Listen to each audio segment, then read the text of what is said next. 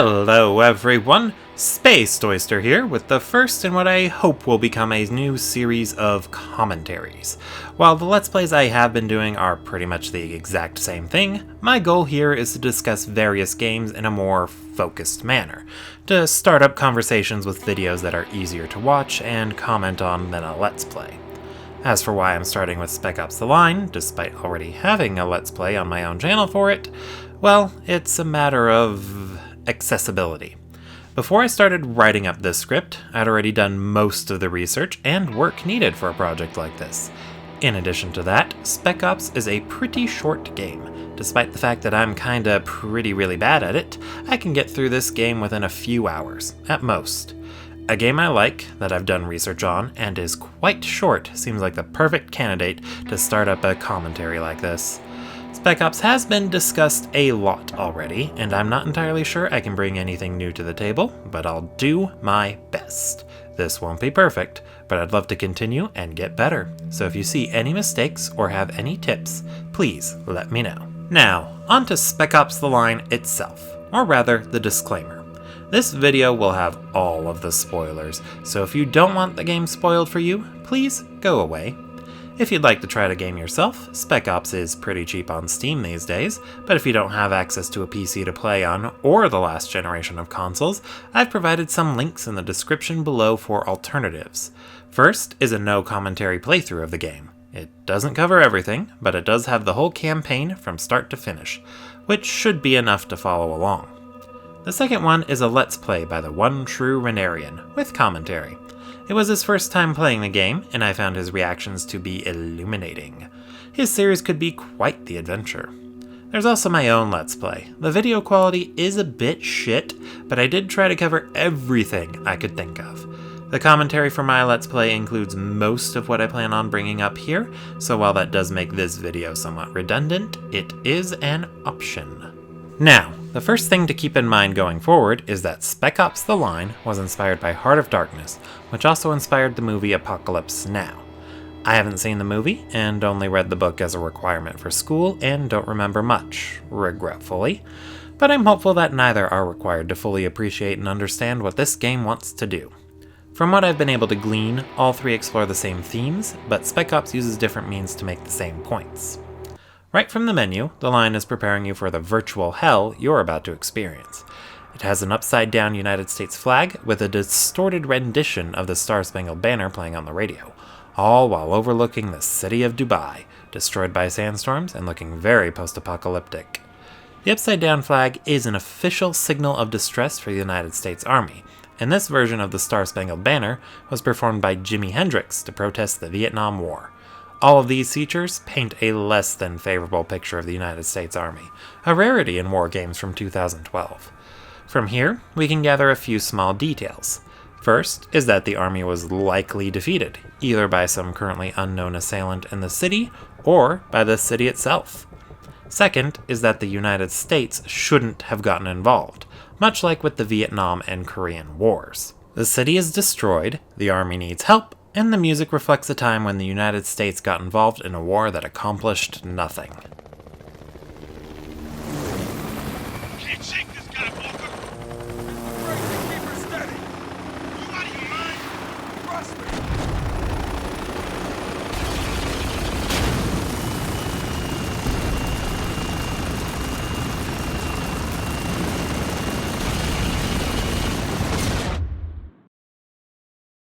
This is a rather curious situation we've been thrown into. The guy we're playing as is looking a little beat up, and we're facing down what seems like an army of helicopters.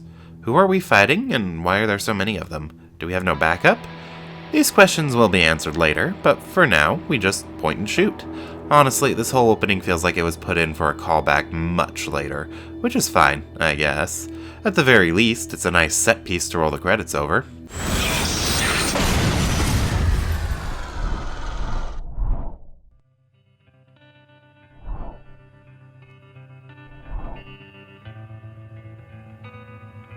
After the crash, we get a short bit of narration that gives us an idea of who our narrator, Walker, is. He has a high opinion of this Conrad fellow for saving his life when they were both in Kabul, and of soldiers and people who go out and do something to try and help other people. What we're shown doesn't fully match what Walker is saying, though. It starts off fine with this person, who we can safely assume is Conrad, waking up and having coffee. We see evidence of his military service, newspaper articles about the destruction of Dubai, and all that. But then he goes outside and looks over the destroyed city. Would a man who stayed behind to help the people of Dubai really stay in such a large, decadent room, alone, while the people he volunteered to help are suffering below? Honestly, I don't actually know. This could be evidence that we can't fully trust Walker going forward, but I'm not 100% sure. It's subtle if that was intended, or a happy coincidence if not. Walker's narration also provides a bit of a time frame, that Conrad and the 33rd have been in Dubai for 6 months, attempting to assist in the evacuation. 2 weeks ago, a new transmission was picked up from the city. Colonel John Conrad, United States Army, has the evacuation of Dubai ended in complete failure. Death toll, too many. As the credits continue to roll, we're properly introduced to our 3 main characters and their relative ranks. Captain Walker, What is it, Lugo? got a situation, sir. Mission critical? No, sir. Then take it up the chain, Sergeant. Roger that. Lieutenant Adams. I hear you, Sergeant. What's your status? Status is chafed, sir. You say chafe, Sergeant? Yes, sir. A local airborne insurgency has infiltrated the U.S. zone designated as my pants. Sir. Shut up, jackass. Gentlemen, welcome to Dubai. Those of you who know more about the military than I do may have already noticed a problem. This is supposed to be a Delta Force, but there are only 3 people as opposed to the usual 4. This may come as a surprise, but Spec Ops The Line is not very realistic. The Delta Force in this game has a similar dynamic to them that was present in the original Star Trek between Kirk, Spock, and McCoy. We've got an emotional team member who usually reacts based on his gut, a smart guy who tries to remain calm and logical, and a leader to make decisions and balance the other 2 out. They don't always fit these dynamics perfectly, but generally, Lugo will be emotional and Adams will be logical, with Walker as the pretty obvious leader.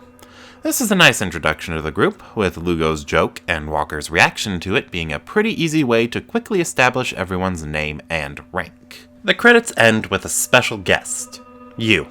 Well, me in this case, but it just adds your username onto the end of the credits as a special guest, and with good reason. You, the player, will fill a role in the story to come, and the developers want to make sure you're aware of that. There's nothing of note happening while the game is acknowledging you as a special guest, unlike with every other part of the credits. It's kind of pretentious, to be perfectly honest, like the game is reveling in how amazing it is for engaging the player as a part of the narrative. However, I'd argue it's kinda necessary too. The story that Yeager wanted to tell with Spec Ops The Line would not work quite as well in another medium. Yes, I'm well aware that it's based on a book that also inspired a movie, but Spec Ops approaches its themes in a way that requires involvement from the audience. More on that later. The credits fade to white, and while that is an admittedly small detail, it's important to notice how the scenes fade. Scenes that begin and end with a fade to white indicate that Walker's hallucinating, while a fade to black means there was nothing out of the ordinary. I don't know why this credit scene fades to white though. There doesn't seem to be anything out of the ordinary in this scene, or the gameplay section that follows. After that, we get some instructions on how to play. Walker shouts out orders as the game shows you what buttons to press to take cover and aim. It's a neat introduction. The group finds some signs of the 33rd here, but otherwise the place is completely empty. Walker reminds the group of their orders. Locate survivors, leave the city immediately. Radio command from outside the storm wall. Send in the cavalry, and go home. Remember, that is all they need to do. Find survivors, then leave. As the group approaches the failed evac site, we get to hear the full evacuation message from the beginning. There was a bit cut out, but it's not terribly relevant. We also find our first intel item here.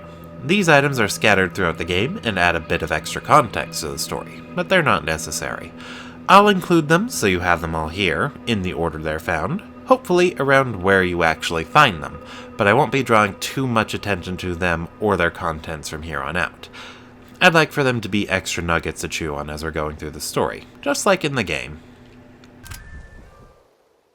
My name is John Conrad, commander of the 33rd Battalion, husband of Elizabeth, and father of Jeremy. If you are reading this, the desertion of the 33rd is undoubtedly no longer a secret. I have failed my mission. Worse, I have failed my men. If any of them be found alive, let it be known that they are innocent. As their commander, I forced them under extreme duress to stay in Dubai. To disregard their orders, I alone am to blame. The fresh corpse that Adams finds indicates that people were fighting here recently. Then the winners find us. When Walker says they're looking for survivors, one of them asks if it's so Delta can kill them too. Not exactly a good sign. These people are likely citizens that got trapped in Dubai 6 months ago when the storms first hit. Who's been trying to kill them? Did another group come into Dubai before Delta and start attacking the people here? As far as we're aware, the only people who should be in Dubai are the citizens and the 33rd, meaning the only group they could have been fighting against is the 33rd. We don't get time to dwell on this info long enough to draw any conclusions, though, since things escalate quickly. The early parts of this game go by very fast, not giving Delta or the player enough time to stop and think things through. At least, not until it's too late. Anyway, Lugo is able to communicate with them better since he can speak Farsi. While Lugo talks to them, Adams and Walker prepare for the worst case scenario. Adams points out that the bus hanging above the refugees is full of sand, so shooting out the windows would be a quick way to deal with all of them, which is exactly what happens. They notice Walker and Adams plotting something and start shooting, so we retaliate. Lugo was able to learn that they are indeed refugees who have been here since the storms hit, and Adams points out that it's a good thing. We're here to find survivors, and we found them. All we gotta do is call evac, and we're good. But we can't really do that while they're shooting at us, so we'll have to take care of that first. This opening section serves two purposes. First, and most obviously, it's a tutorial. You need to know how to play, and this game isn't cruel enough to throw you to the wolves without showing you the ropes first. Adams and Lugo take the lead here, showing the player where to go and giving us directions on how to deal with each situation we encounter, from ordering them to use a flashbang grenade to stun a group of enemies, to them drawing attention from a turret so we can get around and kill the gunner safely. The second is to start the story off with a familiar, safe scenario that most players are likely comfortable with. According to the lead writer, Walt Williams, he wanted the story to start off with a much lighter tone than what it would later delve into, so that the darker themes would be more impactful. Contrast is good, if handled well. Fortunately, Spec Ops does handle it quite well, setting up a generic "America saves the day" narrative before having Walker's poor decisions make things even worse in Dubai. After we're taught how to execute enemies, Walker will stand up and wearily exclaim, Thought we were rescuing people. He looks quite exhausted, understandably so. They weren't expecting to fight anybody, yet to get to this point, Walker and company had to kill dozens of people. Anyway, after that business is taken care of, Delta picks up a distress signal from a patrol group of the 33rds. They're alive! And in danger. So, instead of calling in for backup, Walker decides to take charge and rescue them. It seems like a good call at first, but does it actually hold up? All we know is that a group of 33rd soldiers are under attack by an unknown group of assailants. We don't know how many hostiles are there, or how many of the 33rd soldiers are still left. A larger group would likely work better. They'd be able to handle a larger group of enemies far more easily than the 3-man Delta Force, and would probably have more resources to help any injured soldiers that survive the encounter. However, in order to contact that larger group, Delta would have to backtrack behind the storm wall, give them the information, then the evac crew would have to head back into Dubai. That would take time, and by the time the evac team made it to the location where the fighting is happening, it'd probably be over. Time is of the essence, and Delta is a highly trained group, so they should be able to handle it, especially if they arrive while the fighting is still going on. They could help the 33rd fight off their aggressors, adding to their numbers rather than having to face a potentially large group on their own. The only reason I can think of to not help is the fact that the 33rd are likely the ones who have been fighting the refugees here. But even then, we don't know why these two groups are fighting or who started it.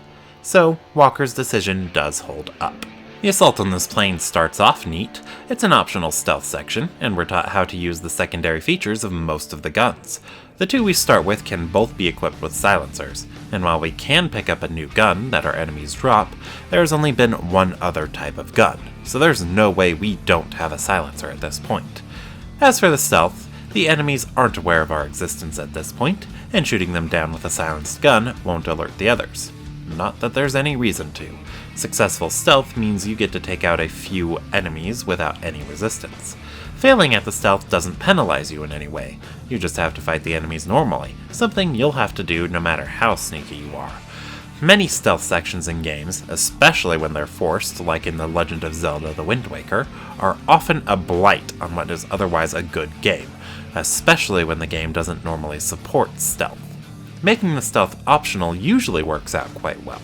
Players who want to sneak can, and can be rewarded for doing so, while those who would rather avoid the mechanics don't have to and aren't punished for not being sneaky. Some enemies here will be using shotguns, something your pet NPCs will make sure you're well aware of. They tend to point out when there are enemies using notable weapons on the field, which can be handy if you're trying to take out specific targets.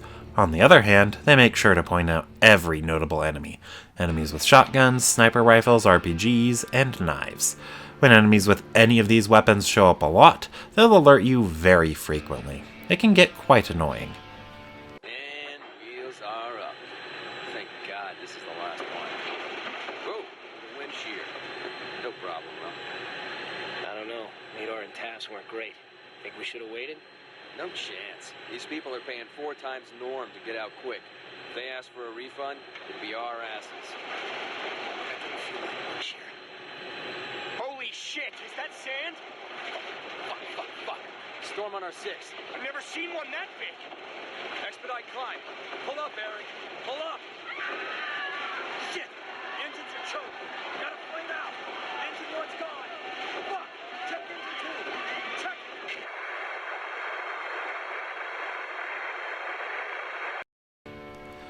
Speaking of annoying, boarding the plane itself can be quite the chore. There are 2 enemies waiting in the room at the top of the stairs, and there's no cover, so they need to be dealt with quickly. At the end of the plane is a hostage situation that will quickly escalate. It seems quite clear that this guy isn't interested in talking, and Delta are assuming that they'll have to open fire. His friends will after a while, but we'll still get a chance to talk to the soldier after. When the enemies are dead, the soldier is able to give us a few details before he passes away. Forgive me. Doc McPherson. You gotta find him.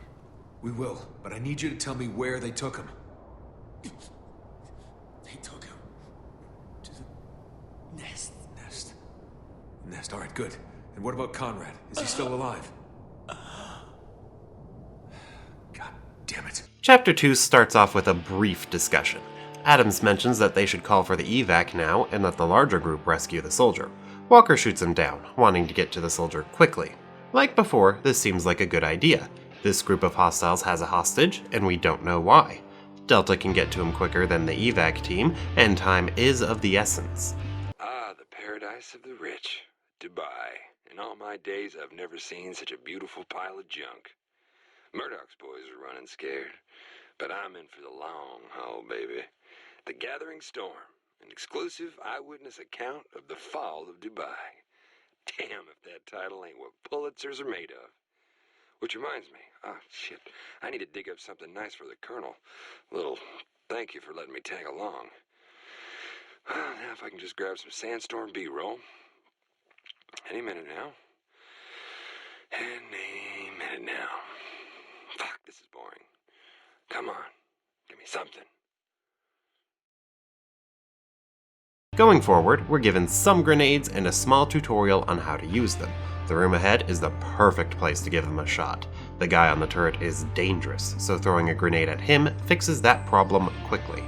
Grenades are also handy for stunning enemies, since they kick up dust that blinds them.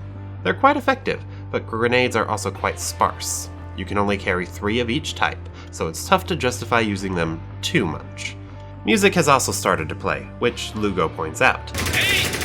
You guys hear music? Adams and Lugo are quite useful to have on this journey. Even though a first-time player wouldn't know that Walker's perception isn't always reliable, having a third party point out something that is happening is usually a confirmation that what you're seeing, or hearing in this case, is actually there. Conversely, if they address something that isn't there, then the audience can be aware that something isn't quite right with that character. Or if it's a video game, they might assume it's a bug. By this point, observant players have probably noticed a trend with the fights in Spec Ops The Line. Noise. Every firefight is noisy. In addition to the sounds of guns being fired, everyone in Delta will shout, the enemies will shout, and if there's music, it's usually playing while a firefight is going on. These noises usually only die down when the enemies you've been fighting have been silenced. It's a good trick. We'll always have to kill all the enemies in an area to continue, so having a cue that there are still enemies alive is a good thing. It lets the player know they still have work to do. If there are any still clinging to life, you'll be able to hear them clearly dying on the ground in the ensuing silence, a morbid hint that you should execute these men. Executions give you some ammunition, even grenades on lower difficulties, so there's no reason to not brutally murder these men while they're down. Okay, people. Places. Prompter ready? Huh? Tony? What the hell is this? What's what? The prompter says we're telling people to stay home and wait for the evacuation force. When we get that? I haven't seen anything about an evacuation force come down from the wire. Just read it and smile. That's what we pay you for. Tony, this isn't ethical. I'm a journalist. Viewers trust me to... You're a pair of tits that can read a teleprompter. You do the story, or I get someone else who will. Now we're on in 5, 4, You 3, are a fucking asshole, 2, Tony. 1. The guy over the radio, who will call himself Radio Man later on, so I'll do the same, announces that a ceasefire has come to an end because of renewed hostility. Whatever has been happening in Dubai, it seems like we've arrived just as things started to escalate. What a coincidence! Honestly though, this is a strength of the story. We're arriving and witnessing events in Dubai just as they start to get more... interesting. A good writing tip is to make sure the story you're telling is the most interesting moment in the characters' lives.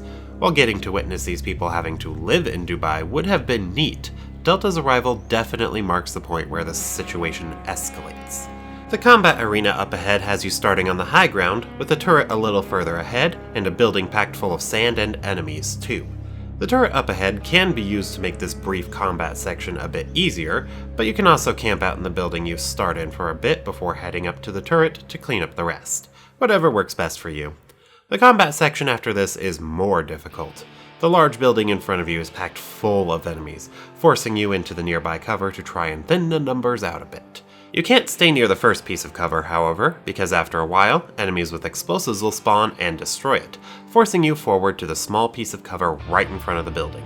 The reason the game wants you here is that the transition to the next section requires you to be here. There's a set piece with the ground falling out beneath you, with Walker clinging to the cover he was hiding behind and shooting a few enemies before falling into the newly formed hole. Spec Ops handles this transition quite well, making it seem like it's the player's choice to get into the right position. Chapter 3 starts off quiet, with Delta recovering from the fall and getting their bearings. They find the room is locked, then get ambushed shortly afterwards. Delta even takes down a few waves of enemies before they start dropping in bombs. At this point, Adams is able to get the locked door open by running into it very quickly. Why he couldn't do this the first time, I don't know, but it does flesh Delta into the next room, so it serves a purpose. However, they could have handled the locked door a bit better. Probably have Adams say something along the lines of, "The lock is weak though, a good push should get the door open," then have the enemies show up. This way, we know the door can be opened, but not while we're being shot at. Anyway, in the next room, Walker moves the goalposts again. Lugo's right. Best we can do is get out of here and find the 33rd, before these people tear him apart. Okay, shoot first, questions later. Got it. We find Conrad, he'll answer our questions. I have no idea why he thinks Delta is equipped to handle something like that, or that they're the best people suited for the job. We're outnumbered, with limited supplies. There is still the hostage to rescue, but Walker's starting to get in over his head. In old horror movies, they always use silver to kill the monster. Stakes, crosses, bullets, didn't matter. So long as it was silver. In Dubai, these hostiles are using silver bullets to kill soldiers. Guess that makes us monsters. Seems they're melting down everything they can get their hands on. Cufflinks, jewelry, flatware. Reeks of desperation, but it's smart. In Dubai, a bullet's worth more than a necklace. It's kind of funny when you think about it. At least a soldier's life doesn't come cheap.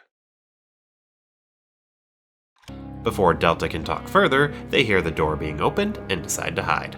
Thanks to that, Delta overhears a conversation between the two people who came in, which makes things complicated. One of these folks is a soldier from the group we've been fighting, but he's being admonished and appears to be taking orders from the other guy, an American named Agent Kostovan. Where's the soldier? The one we took from the plane? Downstairs, sir. Is he being guarded? At all times. Good. Think I'll go say hi. Agent Kostovan. Wait. What? He won't talk, sir. He'll talk to me. There's something going on here that Delta doesn't understand, but they don't get the opportunity to find out since they're noticed and fired upon. Agent Kostovan giving orders to these people we've been fighting raises some warning flags, simply because, as far as we're aware of at this point, the only other Americans that are in Dubai should be the 33rd, and all we can really tell about the relationship between the 33rd and these people is that they're fighting. An American leading the not American group really muddies the situation. This hallway can be quite difficult. Shooting out the roof to kill the enemies above is simple enough, but they also throw grenades that land behind you, forcing the player to move forward and closer to the turret. If you try to back up when the grenades are thrown, you'll be right on top of them as they explode. Fortunately, there is plenty of cover in front of the turret to use as you retaliate, and when the guy operating the turret is down, you can use it yourself. It doesn't help too much, as you'll need to move forward, out of the hotel, and into the raging sandstorm. Fighting in the sandstorm is quite tricky, since you can't give orders to Adams and Lugo, and your aiming reticle doesn't work as well. Enemies are tougher to see too. You can spot them from their muzzle flare, but not much beyond that. We don't have to deal with this for long though, thanks to the nearby building to take shelter in. Walker stresses the need to keep moving quickly, since there are lives at stake, and hesitation could lead to more casualties. Once we're at the bottom of the elevator shaft, Chapter 4 starts. Delta takes this moment when they're not being shot at to try and figure things out. The only conclusion they can draw is that Kostovan is giving the civilians a reason to fight, but we don't know why. The radio man mentioned earlier that the ceasefire had come to an end, so there was fighting before, probably even before this Kostovan arrived in Dubai, but it stopped, and he's got the locals riled up again. Found a doll in the OZ. No way it's left over from the old days. Diamond earrings for eyes, silk for a dress. This was made after the storm wall fell. That means children, families. I'm starting to wonder about our enemy. We're not that far from Conrad's failed evac. Could these be the survivors? Are we killing the people we came here to save? I'm not going to tell Adams or Lugo. Shit's hot enough as it is. They don't need this weight on them, too. Anyone shooting at us is an enemy, whether they got families or not. The walls are decorated with children's drawings, reminding us that the men we've been killing are probably fathers, likely fighting for their families. And we killed them because they kidnapped one American soldier. I don't know if a peaceful resolution could have been reached, but finding something like this certainly made me wish I could have tried. I wonder if Walker feels the same. Walker mentions that there are civilians around, but I didn't notice any.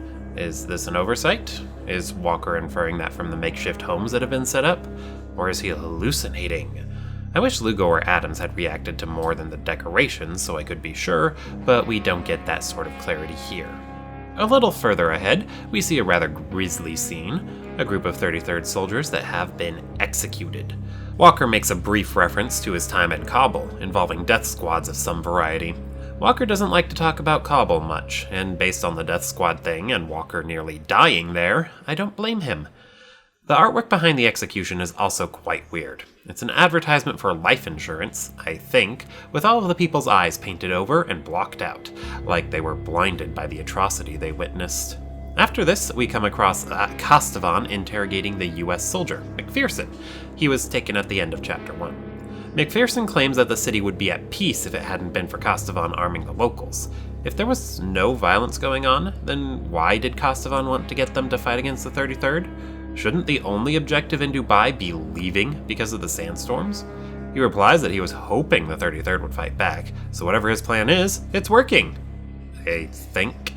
We also learn that Agent Kostovan works for the CIA, a rather easy assumption with a rank like agent. However, the CIA's involvement makes things even weirder. Why is Walker even here if there's already another American group in Dubai? Did the CIA send agents into Dubai covertly? And why would they? All we can be sure of at this point is that the CIA is actively fighting against the 33rd, and they're not working with the evac team that sent Walker in. Just before killing the hostage, Lugo interrupts and McPherson kills the agent, so we won't be getting answers from him. Here, we're presented with the game's first choice section. Choices in games were quite popular around 2012, with games like Fable, Mass Effect, and Infamous built around making decisions that affect some sort of morality meter.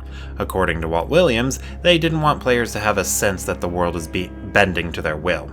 He wanted the choices in Spec Ops to be more realistic. The story will largely play out the same way regardless of what you do, and you're forced to make a choice with a limited amount of information, only knowing what's happening right in front of you.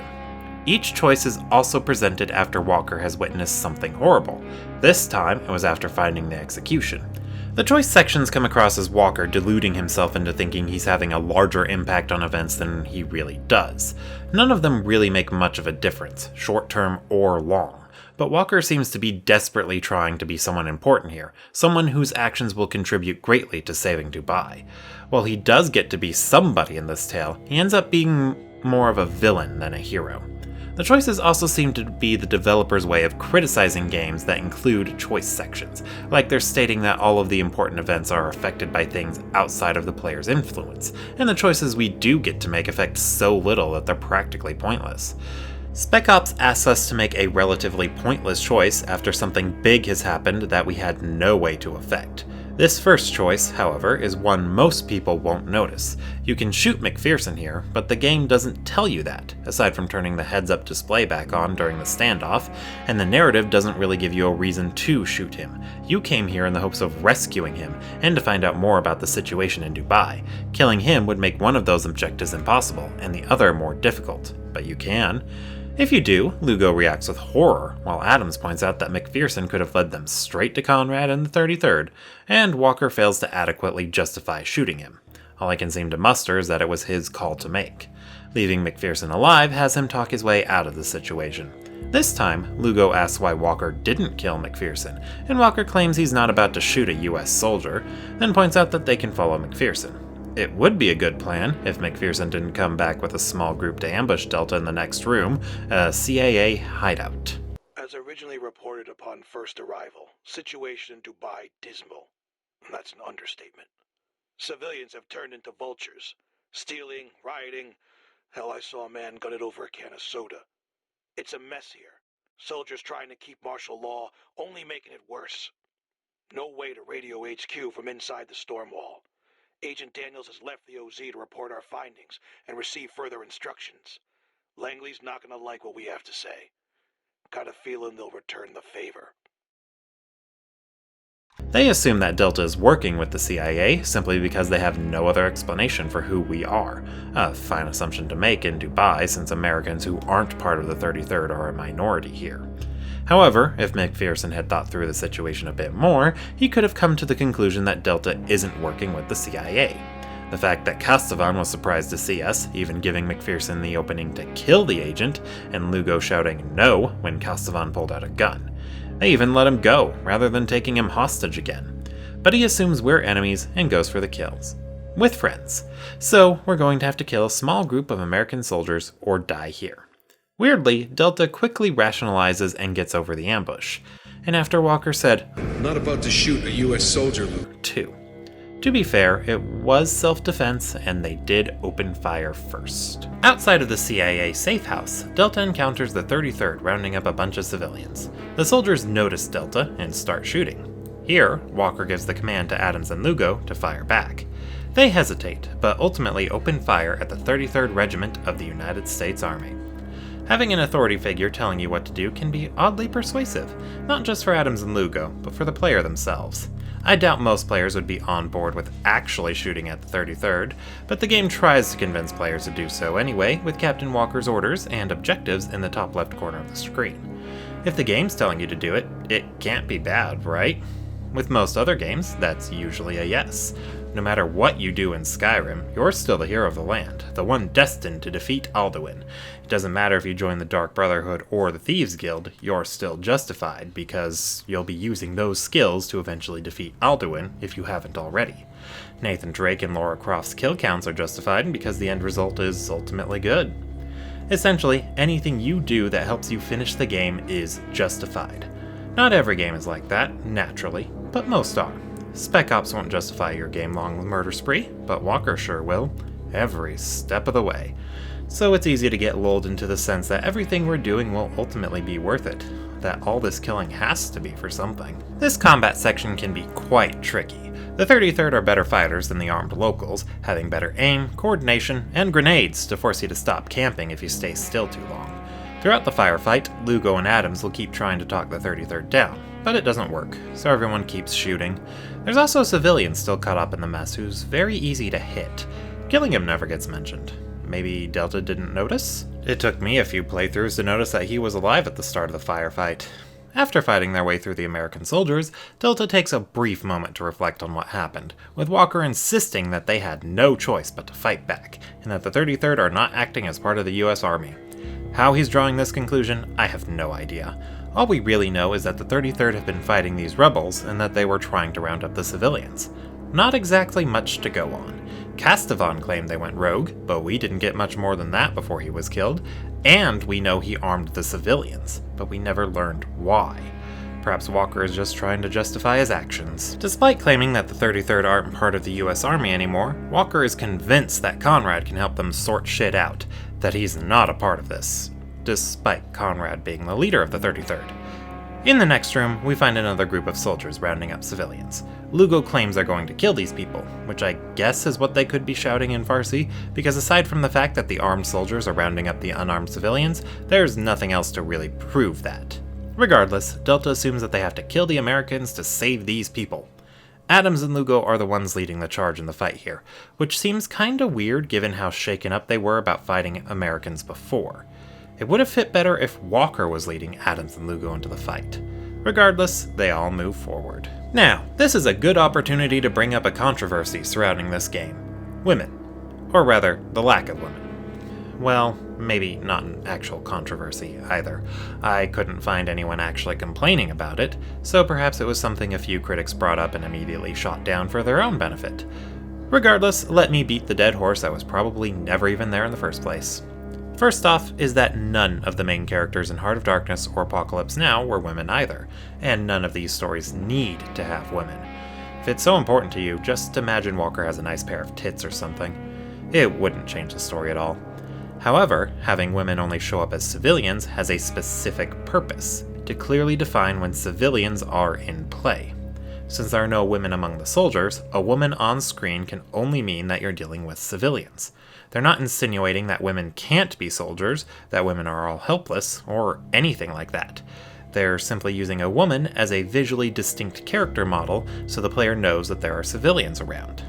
Granted, they do the same with the men wearing bright colors and clearly not military uniforms, but both serve the same purpose, and it would be weirder if none of the refugees were women. Anyway, after killing all the soldiers, Delta moves on, away from the refugees who are distraught from all the violence. They're not thankful, despite saving them being Delta's goal. Chapter 5 starts off on a high note. Walker speculates that the 33rd went to war against itself, and that the winners stayed and took over Dubai. Then, Delta gets a clue on where to find the remaining members of Grey Fox, the CIA group operating in Dubai. One of the agents, Daniels, is being tortured, and it's being broadcast throughout the city.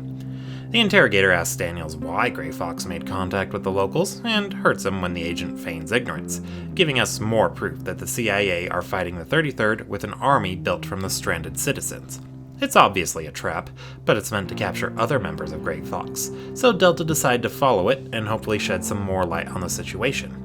After that, we get a gorgeous view of Dubai sinking into the desert. This opening scene of Chapter 5 is one of the most breathtaking views in this game.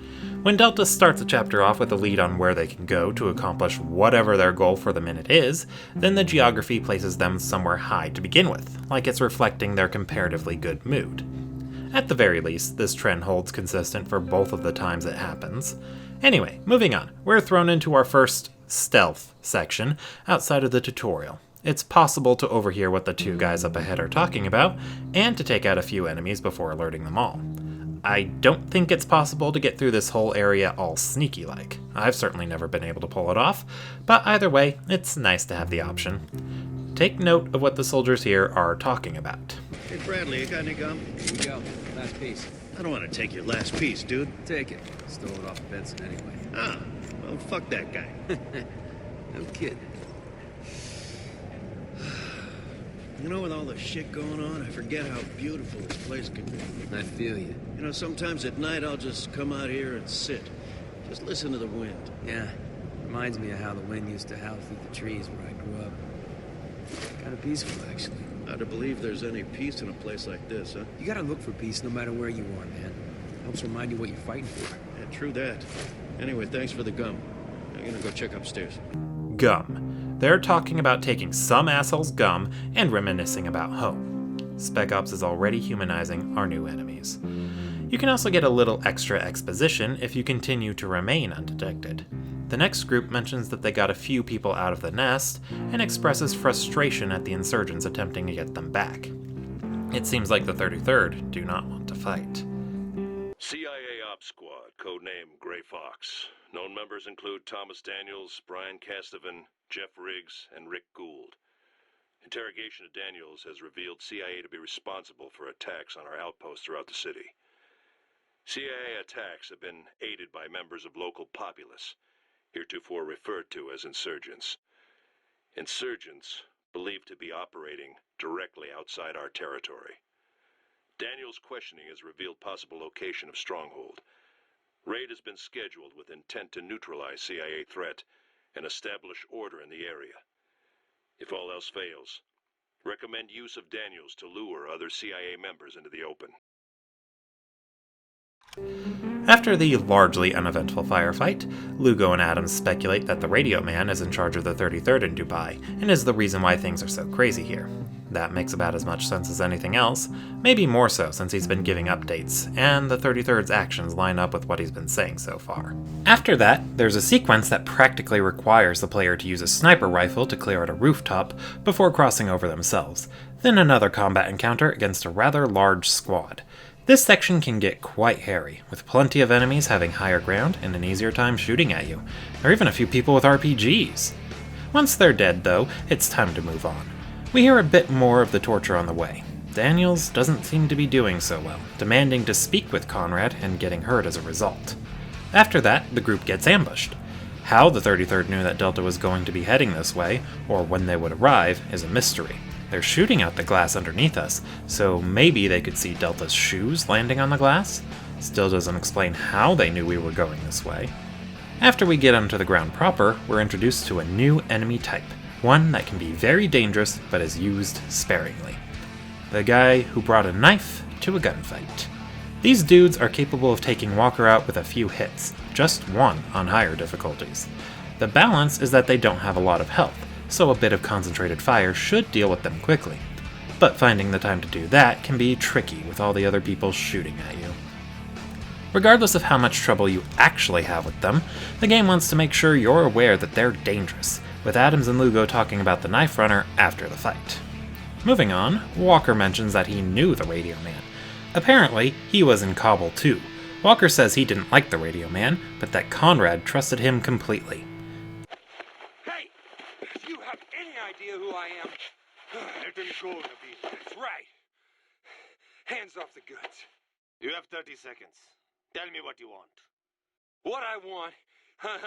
What I want is you, man, on record, telling me about the genocide you and your friends are trying to keep hidden from the rest of the world. Yeah. Madness! You have no idea what you are saying. Get him out of here! Oh, yeah? Well, I'll tell you what I know. I know the truth, man, and the truth is where it's at. I know every expat and fat cat Emirati hightailed it out of Dubai on permanent vacation 2 days before your office shit-canned a news piece about the storms. Yeah, and I know your wife and kids left this morning, and I know your mistress is leaving town tonight. What a chup, Sala. You know nothing of Dubai, my friend. If you did, you would know the truth is whatever we wish it to be. Any evidence you find to the contrary will never change that. Now get out of my office. You can't hide the truth, man! This makes Walker's claims about Conrad a bit tougher to swallow, given that Walker's finding any excuse he can to prove that Conrad isn't in charge of the 33rd we've been fighting, but a man that Conrad trusts has been giving orders to the group that is supposedly evil, makes it increasingly difficult to believe in Conrad the way Walker does. After going through a room labeled the Liar's Lair, Walker takes a bit of a tumble. Adams refers to him by his first name, the only time I'm aware of, while trying to catch Walker. They likely wanted to let the player know that Adams and Walker know each other outside of work, or that Adams, at least, is familiar enough with Walker to refer to him by his first name, something that Walker will do with Conrad much later. Perhaps Adams looks up to Walker the same way that Walker looks up to Conrad? It would explain why Adams doesn't complain as much as Lugo for most of the game. Chapter 6 starts with Walker separated from Delta. My guess is that the devs wanted us to get attached to Adams and Lugo, but there's only so much time for characterization. So, if we don't care about who these characters are within the story, then maybe we'll care about their contributions to gameplay. And what better way to get the player to appreciate the added assistance in combat than to have us fight without them? This is easily one of the game's most difficult sections because of that. As far as AI companions go, Adams and Lugo are some of the better bots I've seen. They're smart enough to handle themselves to a degree, and will either follow behind you or take the lead to help you figure out where to go. Their survival is also necessary, since you get a game over if either of them are killed. The pair seems to be more durable than Walker to make this less frustrating for those situations where they're having trouble getting somewhere safe. If only they'd be a bit quieter when the guns are out. Walker also gets a few cuts and bruises from the fall, and these will be present on his character model for the rest of the game. Walker, Adams, and Lugo will all take visible damage as the game progresses, independent from the gameplay, likely to have them, especially Walker, morph into a more monstrous appearance as they cause more and more harm in Dubai. One final thing I'd like to bring up here is that I would have liked to have seen Adams and Lugo without Walker. This isn't actually something the game could really do, and I honestly think the story is much stronger for having Walker's perspective almost exclusively. Any differences based on what he perceives and what is real can be quite illuminating. Regardless, I still would have loved to have seen Adams and Lugo doing their own thing without Walker around. After meeting up, Lugo makes a joke, Adams shoots him down, and then we move on. This happens quite often, in fact. Walker and Adams usually don't appreciate Lugo's attempts at humor, to the point where he eventually stops trying to make any jokes. I appreciate the game keeping the tone consistent after the first chapter, and having Adams or Walker scold Lugo's attempts at humor helps serve as a stark reminder that the things that are happening here are quite morbid and serious. There's a short section where Walker and Lugo have to protect Adams while he works on opening a door. Then the game gets very bleak. After walking through a mass grave, we find some corpses of tortured 33rd soldiers set up in front of some American flags with the stars burned out, seeming to confirm Walker's theory that they went to war against themselves, and to possibly support the idea that they went rogue. Thought I'd make it the whole way without screaming. Hacked my way through the sandboarding. Even bit my tongue when they brought out the knives. But the fire... Damn it. I screamed like you wouldn't believe. I'm disappointed. But at least now I understand the breaking. Once my flesh started melting, I'd have thrown my own mother under a bus just to make it stop. Every insurgent brought before me will know the same pain. And when they break, we will be like brothers, having stared down death and flinched. We then find a corpse with a speaker in it, broadcasting the torture of Agent Daniels. Clearly, the CIA agent is no longer alive, and this whole situation was just a trap, as expected. Unfortunately for the 33rd, they hooked the wrong fish. Gould, another CIA agent, does show up to help Delta out, but the 33rd missed their chance to spring the ambush on him. During the firefight, Adams voices his lack of trust in Gould. Walker retorts with, "If you've got a better idea, I'd love to hear it," implying that he's only trusting Gould because he doesn't know what else he could do. But he's hardly reluctant. Walker's probably just happy to have met someone that isn't shooting at him for a change. Before Delta makes a clean escape, a helicopter shows up and starts firing at us. This section is quite hilarious. The classical music, the radio man singing along, Lugo shouting, "I love this song," while fleeing for his life, it all makes me giggle. So, why is this sudden burst of humor okay when had just praised the game for remaining consistent with its tone? Well, I'd say it's because of progress. We finally found some leads on what's been going on in Dubai and why. The tone lightening up is probably a reflection of Delta's mood getting comparatively more positive as a result. On top of that, it also keeps the game from being completely mass graves dark by lightening up a bit after walking through one. Things are still serious, with this joke helping to ease the tension the player may have. After their escape, Delta discusses the recent events. Adams brings up the reasonable suggestion that they could call for the evac, but Walker shoots him down. They're too far from the storm wall to be able to call for backup. Now that leaving is a good idea, it's no longer an option. Walker makes the assumption that Gould can help them out, that he is trustworthy because he risked his life to help Delta. Gould manages to get into contact with Walker over the radio and provides a bit of exposition for the events that have transpired here. Much like Delta, the agents were sent into Dubai in search of survivors, and they also found the city tearing itself apart, as Gould puts it. He's probably lying, though. We know there was a ceasefire in place, that the CIA armed the locals and started leading them in attacks against the 33rd, probably recently. The only way the CIA would have found these two groups fighting when they arrived in the city is if they got here before the ceasefire, in which case the agents likely waited for the fighting to end so they could get supplies, then attack when the 33rd's guard dropped, which is what happened at the start of the game. Gould's story and what we've heard about the recent events in Dubai don't line up, but Walker still trusts the man regardless. Maybe he didn't notice the contradiction? The conversation gets cut short before Gould's able to elaborate more, however, because from the sounds of it, he's in the middle of a battle that is not going well. Delta is able to catch signs of the battle that Gould is fighting before an inconsiderate pilot crashes a helicopter into a nearby building.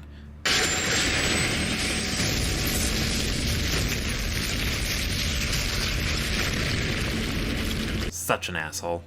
The group is forced to make a detour near what I assume is a highway, with a few billboards scattered about, all advertising Dubai as a lovely vacation destination.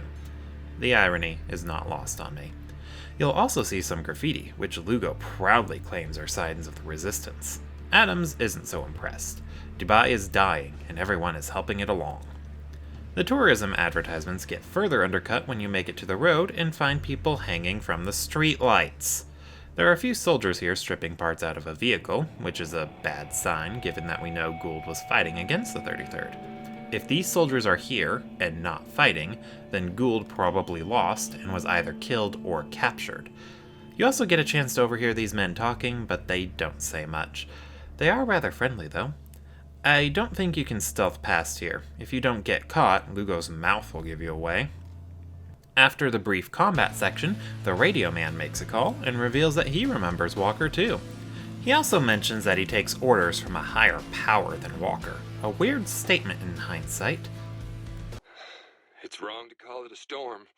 I've never seen a storm that could blast paint off a car. This is sand, flying through the air at 80 miles an hour. It will shatter glass, tear your flesh, and fill your lungs.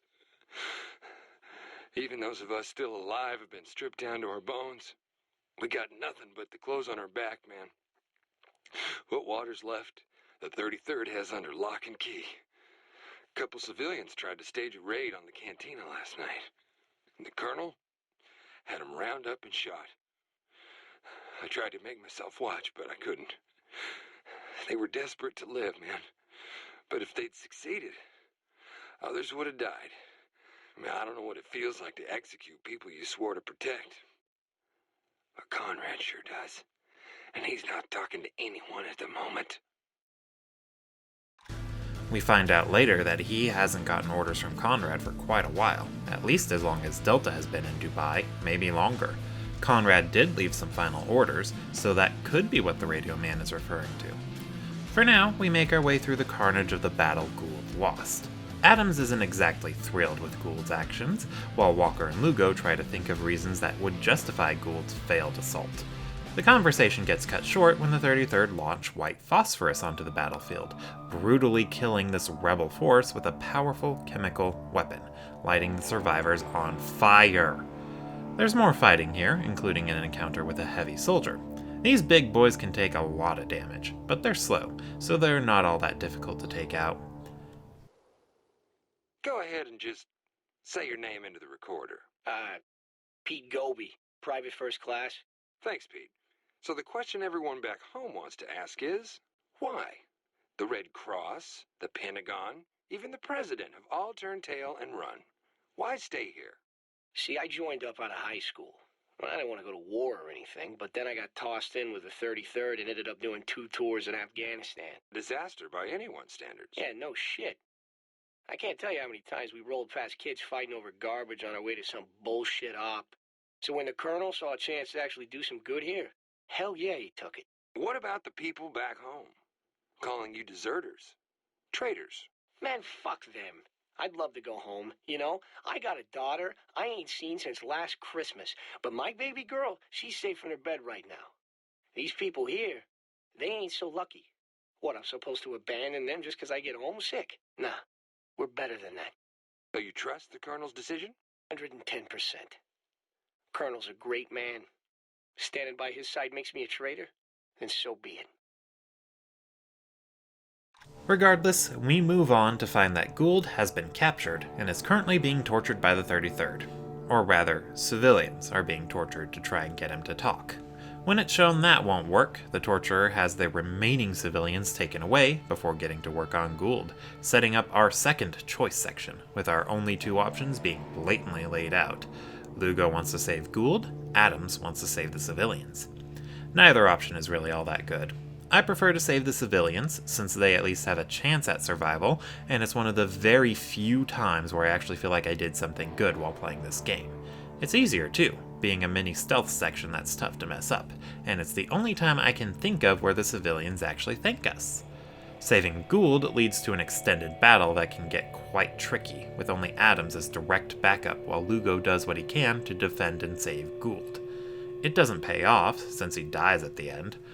I'm not a big fan of this section. It goes back to Williams wanting players to make a decision based on what little information they have, rather than whatever the game decides is good or evil. But it's a little weak here with 2 very blatant, very opposed options. They're not labeled good or evil, so I guess it works out, but there's a bigger issue. My problem is that this sets up the expectation that you'll get to make more choices as you go, despite being near the very middle of the game.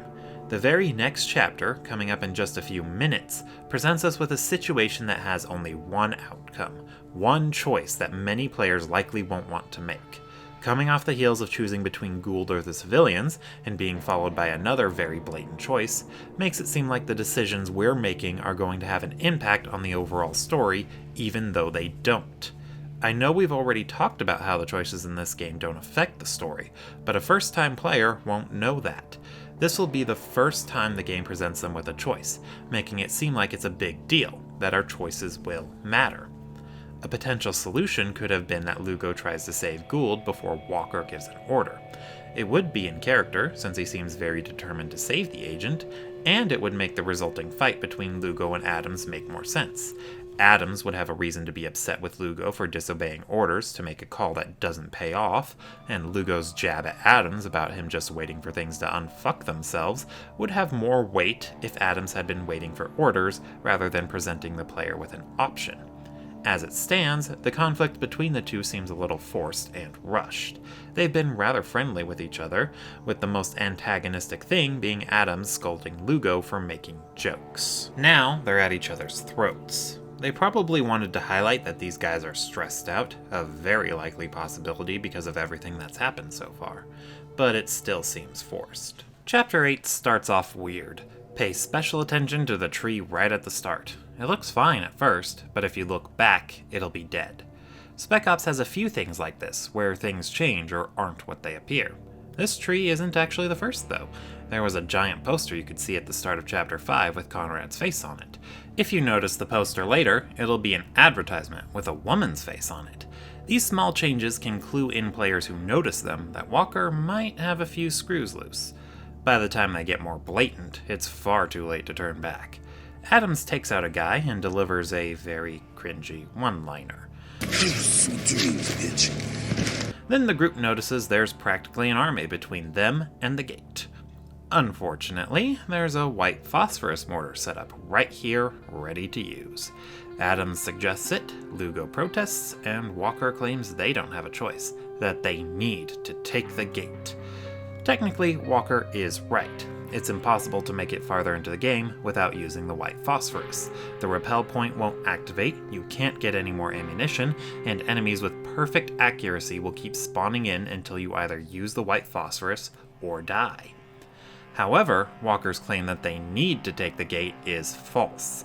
All they know about the gate is that Gould had a map to the place, but we don't know why. There could be any number of reasons. It could be the 33rd's main base of operations, it's the only place to easily get through the city, or they could have hostages. We just don't know. Using the phosphorus is rather grim. Okay, targeting online. You ready? Whenever you are. Fire on my target. You need to hit those RPGs! RPGs to fire! Preparing to fire! Take out those strikers! Light them up. Loading mortar.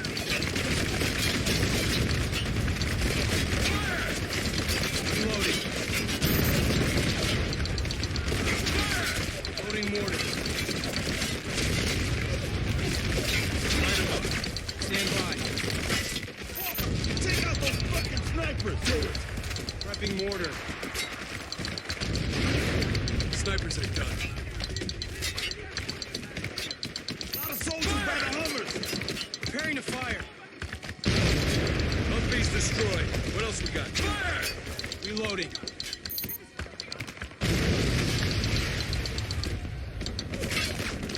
Fire! Prepping mortar. Another Hummer! Track north to the trench! Hummer disabled.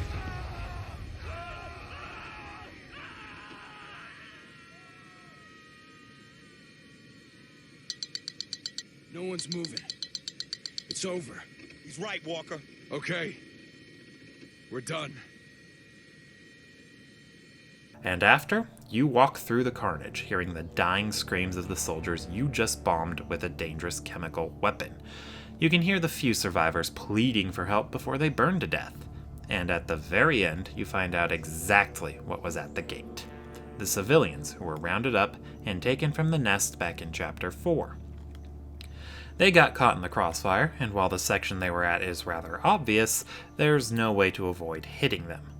Now, this moment was set up quite well, with only a few problems that I can think of. First, we're shown the brutality of the weapon in question when we witnessed its use on the rebels. Usually, moments like this are used to highlight how powerful and menacing the bad guys can be, like in Star Wars when the Empire destroyed Leia's home planet. Spec Ops, however, turns this on its head by having you use the white phosphorus after showing you what it can do. And after, it has you walk through the carnage caused by it all over again, this time with the knowledge that you did this. I can't speak for everyone, but I at least barely hesitated to use the mortar to decimate the 33rd. The point, as far as I can tell, is to highlight the brutality that can be present in anyone. I can understand not liking this section, or this game, because it's blaming you for something that it told you to do. Why is the game blaming me for this when it was the one who told me to do it, practically forced me? And that's pretty much the point. The devs wanted you to think more critically about what you do in other video games and why. My niggle is the choice section from the end of the last chapter. Like I said before, the choice section sets up the idea that we get to make decisions that affect the story in this game, and if we didn't use the white phosphorus here, the story would go in a very different direction.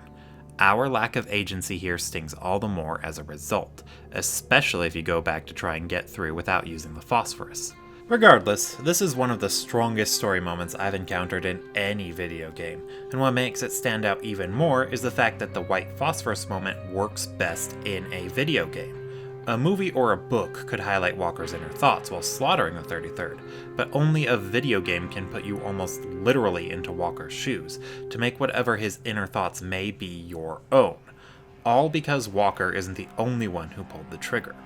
Walker points out that these civilians are from the Nest, an observation he makes even if we didn't overhear the 33rd discussing them in the optional stealth section back in Chapter 5. It shows that Walker can be quite observant, but he's been doing everything as quickly as possible here in Dubai. That seemed fine at first when we were dealing with distress signals and hostages, situations that required haste, but with the gate, all we know is that Gould had a map to this place. He didn't need to quickly find a solution to get past the gate, but Walker still seems to be in that mindset that he needs to make a call quickly, and goes with the first thing that he can think of that can work. Afterwards, Walker somehow comes to the conclusion that he and Delta aren't to blame for what just happened, and that he's going to make the real criminals pay. He doesn't clarify how the 33rd are to blame for killing these people, but he's certainly insistent, quickly shifting the blame onto the only people he can think of. Moving on, we find more soldiers calling Delta murderers and opening fire. Walker gives the order to push through, despite Adams pointing out that they're at a disadvantage. The 33rd have the high ground, so we've got to prove Obi-Wan wrong and kill them all regardless. In the building ahead, there are a lot of statues of a winged man, probably Icarus, with one having fallen down. Assuming that this is Icarus, then the metaphor is quite fitting. He flew too close to the sun and ended up burned. A classic tale of the dangers of hubris. Once the soldiers are dealt with, Walker and the gang find that this looks like a regular base of operations. Nothing of note, despite Walker's insistence that there should be something here that will lead them to the real culprit behind the recent crimes committed in Dubai. There's nothing on the ground floor, but the second one is a different story. Chapter 9 begins on another very grim note, with yet another group of people lined up for execution, this time bound to chairs and burned to death with white phosphorus. Adams sums up my thoughts on the stuff quite well. Phosphorus. I swear if I never see this shit again, it'll be too soon. Walker finds their dog tags, noticing that all of these men were officers working directly under Conrad in Kabul. Then we hear Conrad over a nearby discarded radio explaining that they led a mutiny against him and had to be made examples of. Now, as you're well aware of because you finished the game and you're not spoiling the experience for yourself here, Conrad isn't the most reliable source of information, since he's not actually there. So we don't know if that statement is true. It's plausible, though. Conrad volunteered the 33rd to stay behind to try and help, and when that didn't pan out, the higher-ranking soldiers may have decided that they needed to leave, and if Conrad wouldn't do it, they would. Conrad says that he remembers Walker, then welcomes the group to Dubai.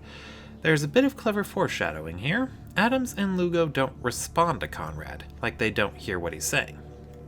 Otherwise, Adams wouldn't need to ask Walker what's going on. They did walk up to the radio and stand around it, though, as if to say, that noise you're hearing is coming from this, so it's a bit confusing. But these two not hearing Conrad is still neat. Walker asserts that Conrad is still in charge here in Dubai, and is the one that is responsible for everything that's been going on. You know that one girl? The girl whose face you cut out of old photographs? Well, to Conrad, America was that girl. 50 stars, 50 states, the whole union, blacked out. Don't know why he did it. Maybe it was out of anger or a misguided attempt to create a symbol.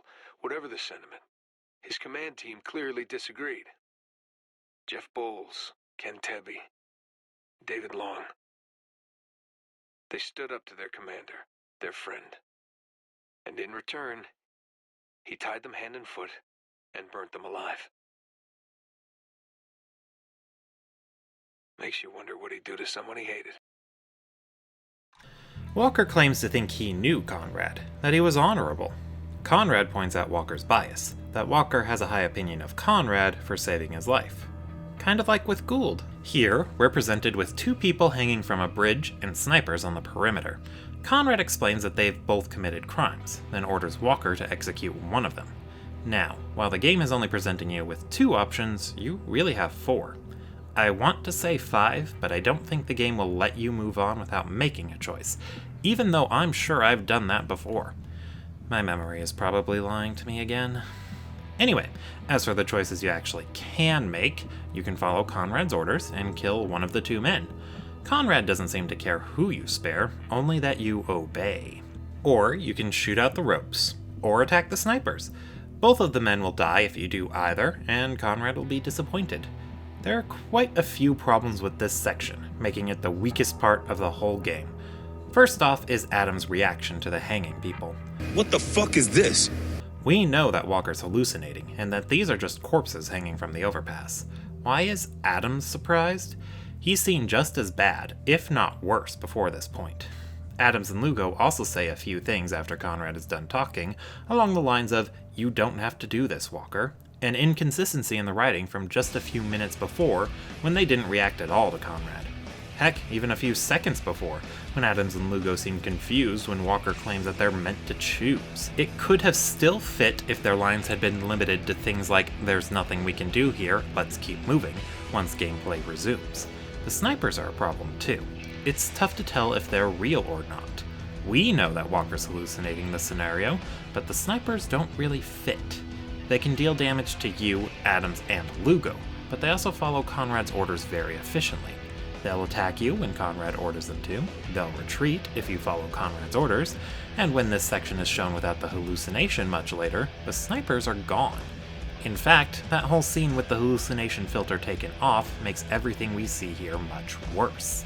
The added context has Adams and Lugo commenting that Walker froze up, so a lot of this could be explained as some sort of daydream. Except that Adams reacts once you've made a decision, and even brings it up later. Disgust if you execute someone, mild confusion if you don't. The scene would have worked out just fine if they'd shown us later that the two hanging men were just skeletons. That's it. With what's revealed later, it makes even less sense that Adams and Lugo would keep following Walker's orders.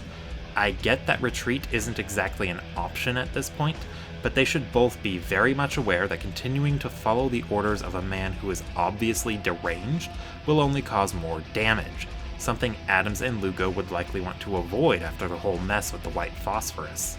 If we'd just been shown that these two men are corpses, then Adams and Lugo continuing to follow Walker's orders would be more believable. The snipers still don't fit into the equation narratively, but I can't really think of a solution.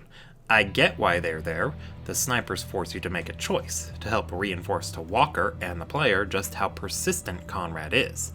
However, removing them wouldn't change much of anything.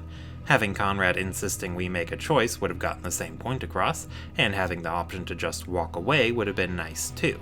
After all that, we move on to more combat. Walker's reaction to the ambush will change based on what decision you made. Resolved if you didn't execute one of the men, surprised if you did. This section can be quite tricky, but all you have to do is hold the line until a sandstorm rolls in. After that, you just have to move forward, fighting a few stragglers along the way until Delta finds a safe place to wait out the sandstorm. Walker tells Conrad that the war is over, Dubai will be evacuated, and he will be relieved of command. Chapter 10 opens with Walker assuming that Conrad will be in the Burj Khalifa as the building comes into view. On a tip, we went to check the foreign relief stations in the middle of the city. Found bodies. Nothing new, except these had been shot. Burned. Along with the bodies, passports. Only one was readable. Zoe Strasberg, age 29, German aid worker. They say a paranoid is just someone with all the facts. Well, I don't have all the facts, but I'm officially fucking scared. I don't want to believe city officials are executing foreign aid workers, or what that might mean for the evacuation. But the facts, man, you can't ignore the facts. I need to find the colonel, fast, without raising suspicion. If I can get a message on the wire, maybe something could be done here, but if not, God help Dubai. Then, the gang runs into Agent Riggs and the remains of the Dubai Resistance. After helping them repel an attack, Delta agrees to assist Riggs in getting the water from the Aquatic Coliseum to cripple the 33rd, despite how much they don't like the guy. We could have heard about Riggs planning an attack on the Aquatic Coliseum earlier from Gould if we chose to save the civilians rather than him. It's one of the last things he'll say before he dies. However, even if you save Gould and he didn't reveal that information, they'll still be here, attacking Riggs and the rebels, so the 33rd figures it out regardless. Anyway, the conversation gets cut short by an idiot throwing a flashbang grenade into the room while shouting, "Frag out!" forcing the group into another firefight on the way to the Coliseum. Psychoanalysis indicates that John Conrad may be suffering from early-stage post-traumatic stress disorder, resulting from failed operations in the Afghan conflict. In an individual as accomplished as Conrad, PTSD could manifest as a pronounced tendency towards egomania and calcification of moral certitude. More concerning is the way in which Conrad has been lauded as the greatest military leader since Patton. Conrad has internalized these sentiments, and they may now constitute a crucial component of his psyche. It is believed that as Conrad comes under fire for failures in Afghanistan, he will likely go to extreme lengths to internally fortify belief in his reputation. Conrad will begin looking outward to explain his failures while nursing a growing paranoia toward his superiors. It is unknown how Conrad's declining mental faculties will hold up in the face of another public failure. After, Riggs mentions that the CIA didn't start the most recent conflict, that the people were ready to revolt, and they just gave them the tools. A reasonable explanation, I suppose, but why would the CIA want the locals to fight back? I don't think the CIA assumed the civilians would be able to take out the whole 33rd, and they wanted the 33rd to fight back, according to what Kostovan said earlier. But it's tough to figure out what their goal is right now. Riggs outlines his plan to get to the water. He's having the rebels draw the 33rd away while he and Delta sneak in the back and steal it.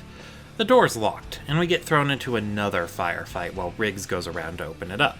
The troops they send in here are a tougher variety, named Zulu Squad. Zulu can take more punishment than the average enemy, so they can be very dangerous. Once the door is opened, we go down into a garage with more enemies to slaughter, including another heavy. The turret at the end is particularly intimidating, but you can take it out quickly with the explosive barrel right in front. Once Delta make it into the Aquatic Coliseum, Adams and Walker voice their distrust of Riggs, while Conrad claims that Riggs doesn't want to save the people of Dubai, just bury the truth. He's right, but this has me wondering. Did Walker figure out Riggs' motive and is simply choosing to ignore it, with Conrad's voice chiming in so Walker can convince himself that it's wrong? If so, it's impressive that Walker was able to figure that out with the little information we have. All we know at this point is that Riggs armed the locals to help him get the water. Perhaps he drew a connection between the CIA arming the locals to fight the 33rd and the mission to get the water. The resulting battle would have casualties on both sides, and if he disposed of the water, then everyone in Dubai would eventually die. The section up ahead has an opportunity for stealth, but it doesn't last. At least, I think it's impossible to get through this part with just stealth, given the enemy placement. Nothing particularly interesting happens while you're undetected, so don't worry about it if you get spotted quickly. The game is constantly giving off a sense of urgency after you do get spotted, trying to get you to rush, but you won't get a game over if you're too slow, as far as I'm aware. After securing the trucks, Riggs hands Walker a grenade launcher, Delta once again voices their dislike of Agent Riggs, then Conrad says there will be a price to pay. I'm honestly not a big fan of how much they beat you over the head with Delta's distrust of Riggs. Their overall negative disposition towards the agent honestly felt forced. They were immediately hostile towards him from the moment they met, but there's no reason for it. Riggs isn't hostile, at the very least, and the group has almost no reason to distrust Riggs. As far as they've been concerned since meeting Gould, the CIA are allies, and nothing has happened since then to change that perception. Riggs and Delta just don't get along. Then we're thrown into Chapter 10, Part 2. I don't know why this chapter is split in half, or why they didn't call this part Chapter 11. I guess they felt like it wasn't long enough for a single chapter, so they kept the two parts linked but divided for convenience, I guess. This is an on-rails section, a gameplay feature that I'm not particularly fond of. Thankfully, it's short. Riggs ends up crashing the trucks when they take too much heat from the 33rd, separating Delta and knocking Walker out.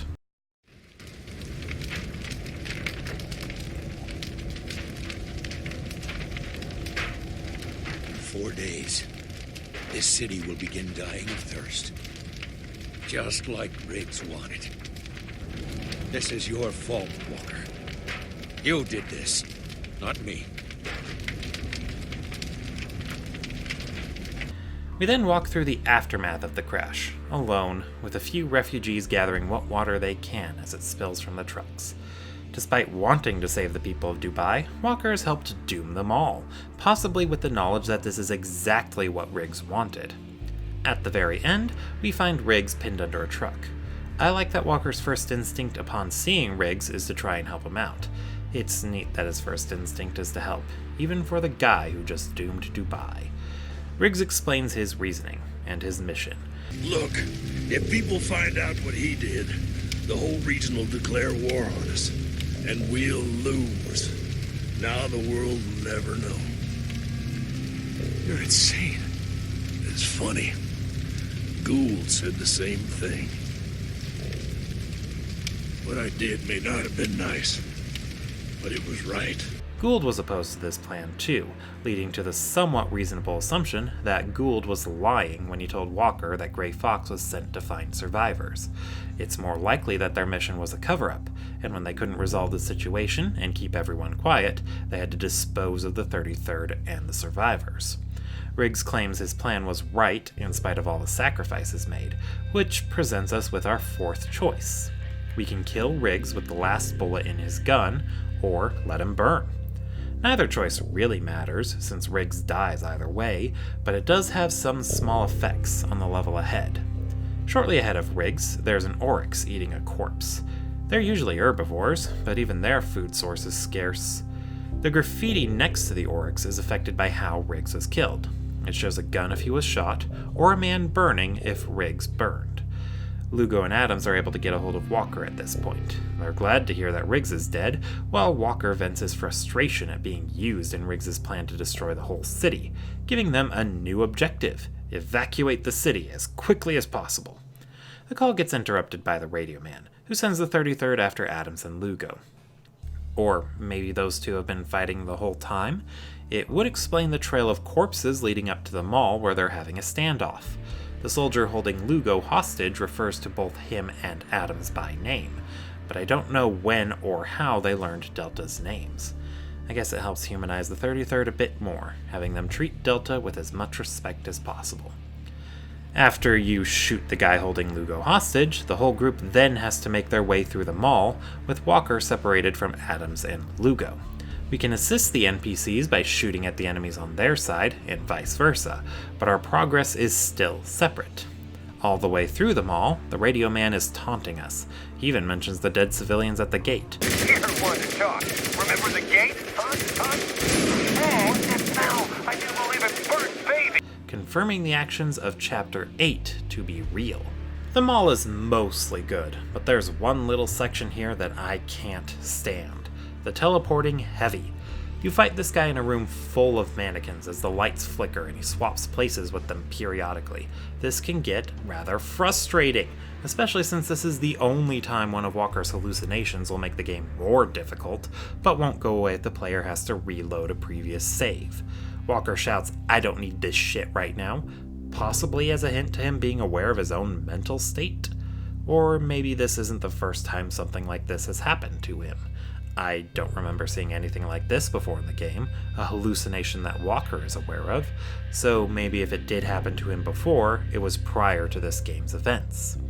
In the next section, Walker gets on a turret to cover Adams and Lugo as they fight through their section of the mall, which ends with them being reunited. One thing I'm grateful for with the turret is that it automatically aims at the knife runner zipping across to my location. I'm normally not a fan of a game taking control away from the player, but this instance is appreciated, since the enemy is quite dangerous and the player is unlikely to notice him because we're trying to cover Adams and Lugo. They find a soldier in the next room and proceed to interrogate him.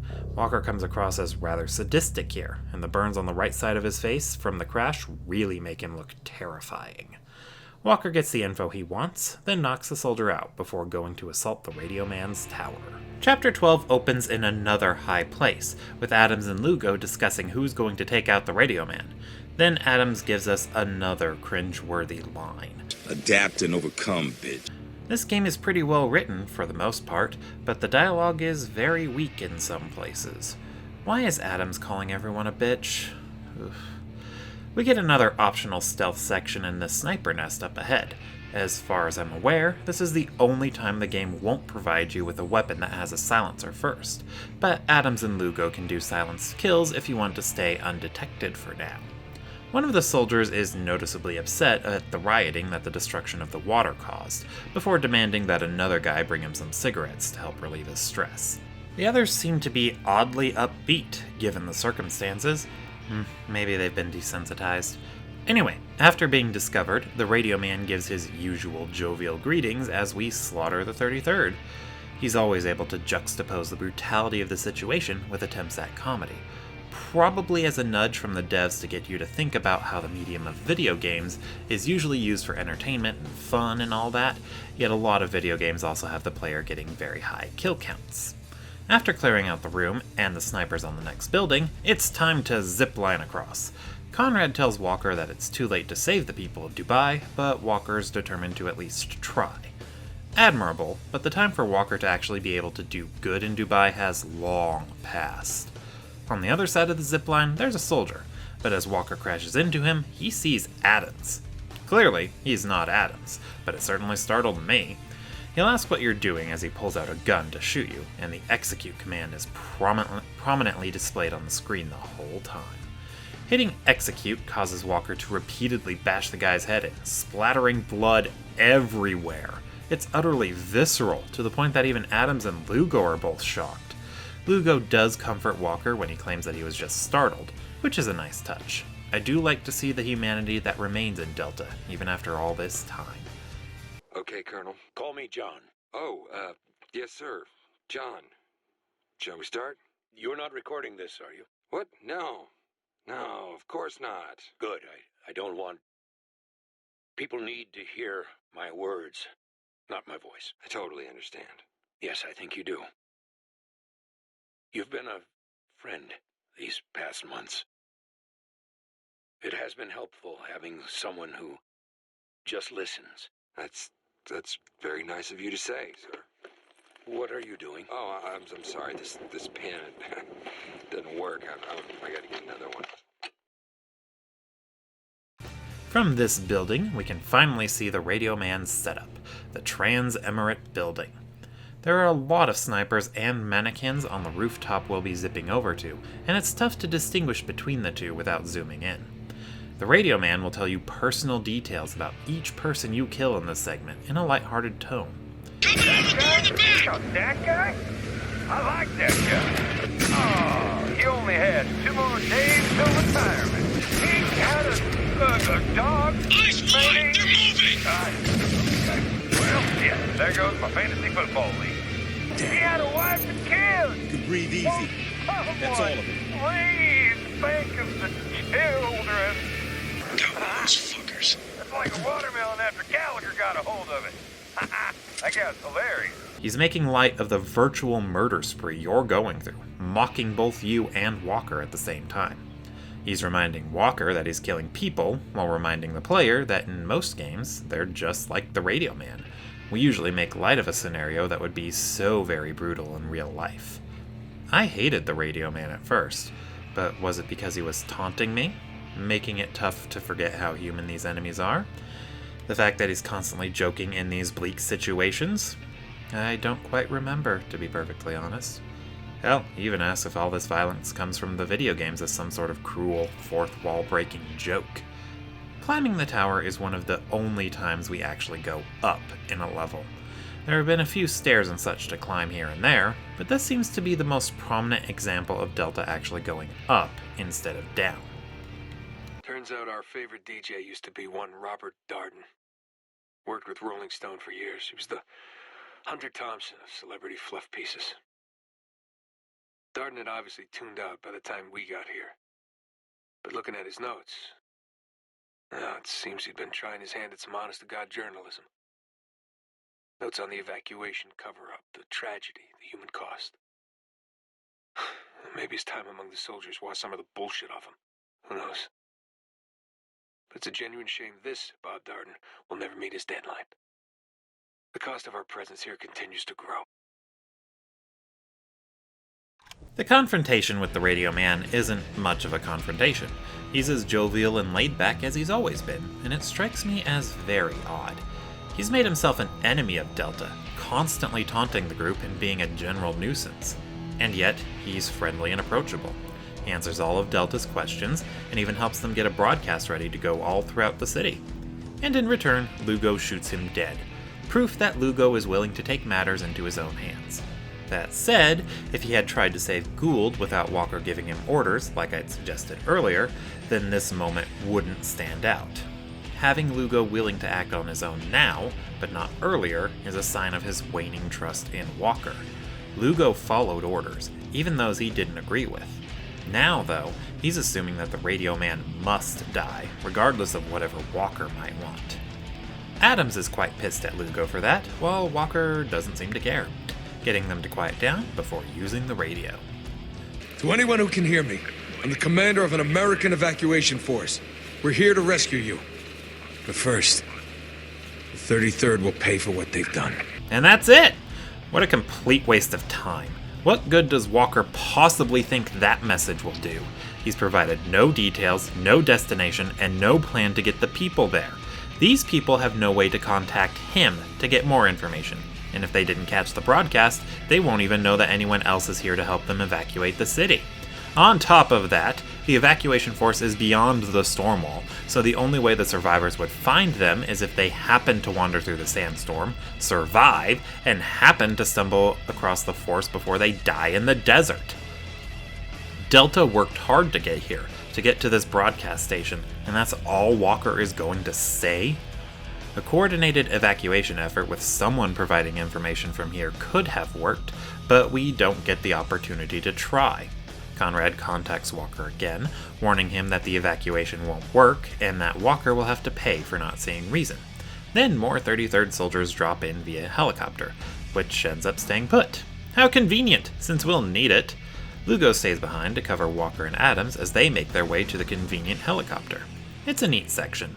What isn't neat is the fact that there are some enemies in the building already, and they lock the door behind them. Now the rest of their group will have to force the door open when the first one dies. Getting to the chopper is tough, mostly thanks to Adams being difficult. He likes to go out the door and die, so you have to go out and rescue him before he bleeds out. Once you're finally at the helicopter, it's time to cover Lugo's ass. It can be tough to help Lugo get to the helicopter. There are enemies all over the place, he's not immune to friendly fire, and he can even glitch out and get stuck, forcing you to reset and do the whole thing all over again. But once he does get to the helicopter, you can leave. Just get out of the city and notify the evacuation force that they need to get the people out as quickly as possible because there's no water left. Except not, because Walker insists on destroying the radio tower for pure catharsis. Walker claims they sent a clear message to Conrad, but that just raises more questions. Why does Delta want to send a message to Conrad? And what's the message? Conrad can't order people around anymore? He can't evacuate the city? He can't communicate? Walker never clarifies, so we'll never know. Honestly though, at this point I shouldn't even be surprised that Walker has no idea what he's doing. This leads us back to the helicopter scene from the very beginning. This section is largely the same as before, but with a few differences. The first and most noticeable of which is Walker pointing out that we've done this before. Quite a strange thing for him to say. How does he know we've done this before? One idea that Walt Williams, the lead writer, presented is that Walker died in the helicopter crash at the start of the game, and everything after that is Walker's own personal hell. A reasonable way to look at the story, but Williams maintains that his ideas for the story aren't explicitly canon, which is fine. The problem is that this line from Walker leaves very little wiggle room for any other story explanations, certainly none that I can think of. Aside from that, the only difference this time is that there are some missiles to shoot down too. The scene even ends the same, but this time we see the helicopter crash instead of fading right when the crash happens. Curiously, Adams and Lugo aren't visible in this added scene, and I don't know if they forgot to put them in, or if the two are intentionally absent. From here on out, things get weird. Chapter 13 starts with a cutscene in all red, with Walker on a sand bridge, walking past people accusing him of making things worse. There are people in the pits on the sides too, with glowing red eyes. Walker gives a bunch of excuses to each person that passes him by. You gave us no choice. We tried to save you. This wasn't my fault. keep those excuses in mind. They'll come up again later. At the end of the bridge, we see Lugo asking for help as he drowns in the sand, before Walker finally snaps out of the hallucination. Adams is on the radio, surrounded by the 33rd, and in need of help, so we go to help him. Dying in this part up ahead causes a unique loading screen to pop up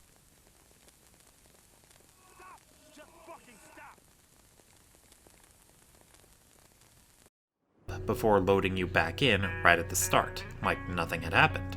It might happen naturally too, since this can be quite difficult. However, in spite of that, I have mixed feelings on the loading screens in this game.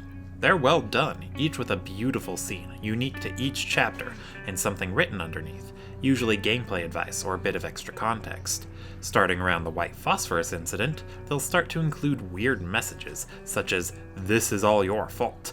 Having the game itself address the player and accuse them of Walker's crimes is a neat idea, but it wasn't implemented very well. A skilled player can get through the game from start to finish without ever seeing a loading screen. The amount of effort and detail that was put into these loading screens is quite worth it, but I can't help but feel that this effort went to waste because these loading screens are practically optional. They can sting if they pop up at the right time after you've been killed, but it's not a guarantee that you will be killed, and that one of the accusatory messages will be picked.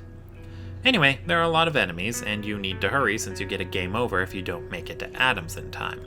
Once you get Adams to his feet, he's surprisingly helpful in the rest of the gunfight, despite being unable to move from the plane and only having a pistol. Conveniently, Adams is able to start running and gunning again once the 33rd are taken care of, but he's different. Adams gets a lot more confrontational with Walker, a lot more hostile. Maybe he finally snapped? Surviving a helicopter crash could have been his breaking point. I'd imagine crashing is a stressful situation, but I wouldn't know from personal experience. Or, if we go with the afterlife idea, this could be Walker and Adams existing in the same version of hell. Walker being confronted and blamed by a soldier who served under him, without question, and was damned as a result, and Adams continuing to follow the orders of a man he no longer trusts or respects, being able to voice his displeasure, but having to obey. These people have seen the end of the world. No food, no water, no hope. Friends dead, family butchered. They live in hell. And yet, they still take time to smell the dying roses. I get why the Colonel does what he does. But if these people can still muster enough soul to create art, maybe there's more than he sees. I've been thinking a lot about Murrow, broadcasting out of Blitz, London. He helped people. He showed him something that the Nazis couldn't flatten. That truck out front has an old CB. If just maybe I could put my hands on some speakers, I wouldn't that be something? The two hear from Lugo over the radio. He's not doing too well after the crash either. He's got a broken arm and is being hunted by the 33rd, but he is able to hide out with some refugees while Walker and Adams make their way to him. This section is full of ships buried in the sand, most with lady names or peaceful virtues, like Serenity. It's like the developers are winking at the player, saying that Walker's mission would have gone very differently if he had been more peaceful, tactical, and thoughtful. The combat sections in the now sandlocked marina are quite difficult. The enemies seem to be far more brutal, and you're short a party member. After a bunch of fighting, Adams contacts Lugo, who's panicking and in need of help. It sounds like he's under attack. Walker assumes it's the 33rd, but it's rather obvious that he's being assaulted by the civilians. He even starts shouting in Farsi. Unfortunately, we're too late to save Lugo, leading us to our next choice.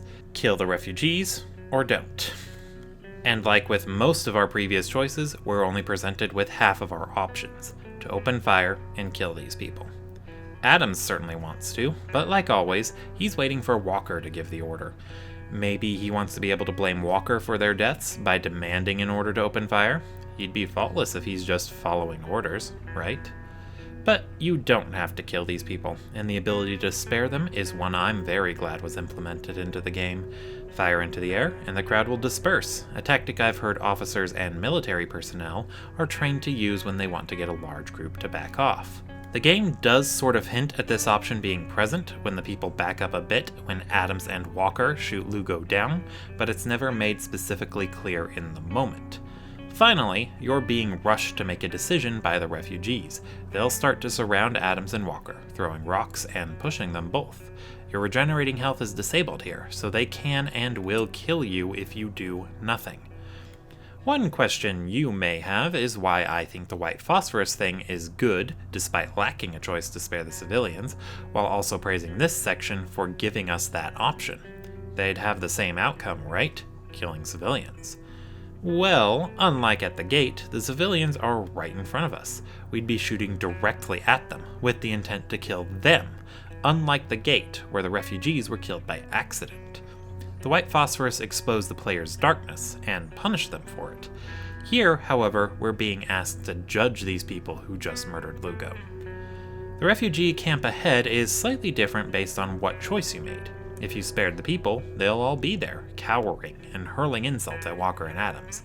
If you killed them, then the camp is completely quiet, with all the people either dead or gone. Half of Conrad's men are swinging from lampposts. Black eyes, swollen tongues. The rest are emptying clips into civilians, calling it resource management.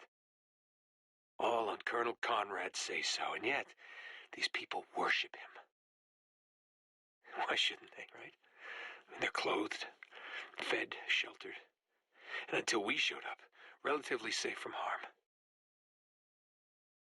These people killed Lugo to protect Conrad, and I killed them to protect myself. At least that's what I'm telling myself today.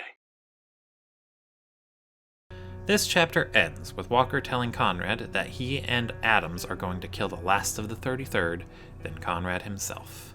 Chapter 14 starts with Adams and Walker talking. Walker is blaming Conrad for Lugo's death, while Adams is blaming Walker. Neither of them blame the civilians, despite them being the ones who actually did kill Lugo. Adams is still very confrontational, responding in ways that prove he has no trust or respect for Walker anymore.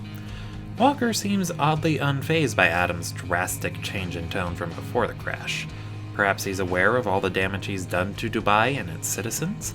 He's been quick to blame Conrad and the 33rd for the shit NATO that is Dubai, but when that blame is laid at his feet by someone he knows and probably trusts, he's unfazed. I would have assumed Walker would be more confrontational about being blamed, maintaining that everything is Conrad's fault. Adams and Walker do agree on one thing, though. Killing the rest of the 33rd seems like a fantastic idea. The 33rd certainly seemed terrified at the prospect of these two tired, bloodied, and broken men assaulting their heavily fortified base. And honestly, they should be. Delta has beaten back the 33rd at every turn, regardless of whether they deserved it or not. In most games, no matter how realistic they are, the player is usually accomplishing murder-related feats that would be very tough to replicate in the real world, and Spec Ops has the enemies reacting to that same scenario with fear. I'm not sure if this is the first time this has happened, but the 33rd are definitely afraid now.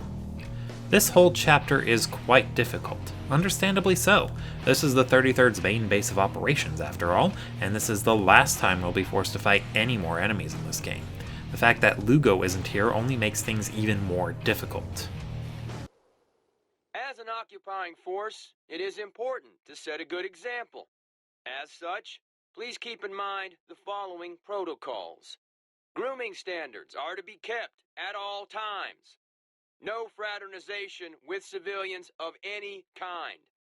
When off duty, please keep music, etc. at a reasonable volume, so as not to disturb the local population. Absolutely no drugs or stimulants except as provided by medical personnel. Alcohol restricted to 1 beer per soldier per day, with a meal as available. Share time on the putting green or access will be revoked. Each offense will warrant 5 demerits. 5 demerits receives an official warning. 10, 2 weeks hard labor. 15, public flogging. Looting and excessive force are not tolerated and will be met with the strictest punitive measures. About halfway through, we come across their final bunker and have a bit of white phosphorus launched at us. Why it causes a hallucination instead of killing Delta is weird. It's thematic, I suppose, but that doesn't make it better. Anyway, you're now tasked with breaking through this last line of defense and killing everyone in your path. No easy feat by any stretch. There are plenty of enemies and turrets and the like to make each mad dash for the next piece of cover even more deadly than the last. All of this culminates with a confrontation with a heavy that looks like Lugo. Another fucking heavy! Take cover, goddammit! Lugo! You out of your fucking mind? You left me to die! Shit! Open fire! Don't you get it? It's all a lie! No! You no fucking hero! I tried to save you! You can't save anyone! I tried! This is all your fault! Yours! Just fucking die! The only villain here Should keep is you, moving. Walker. They'll be on us soon. There's only you. Really building up the guilt all at once. I wonder if the real Lugo died blaming Walker for everything too. However, if you are killed while fighting Heavy Lugo, then you'll get another unique loading screen, and the Heavy will no longer be Lugo.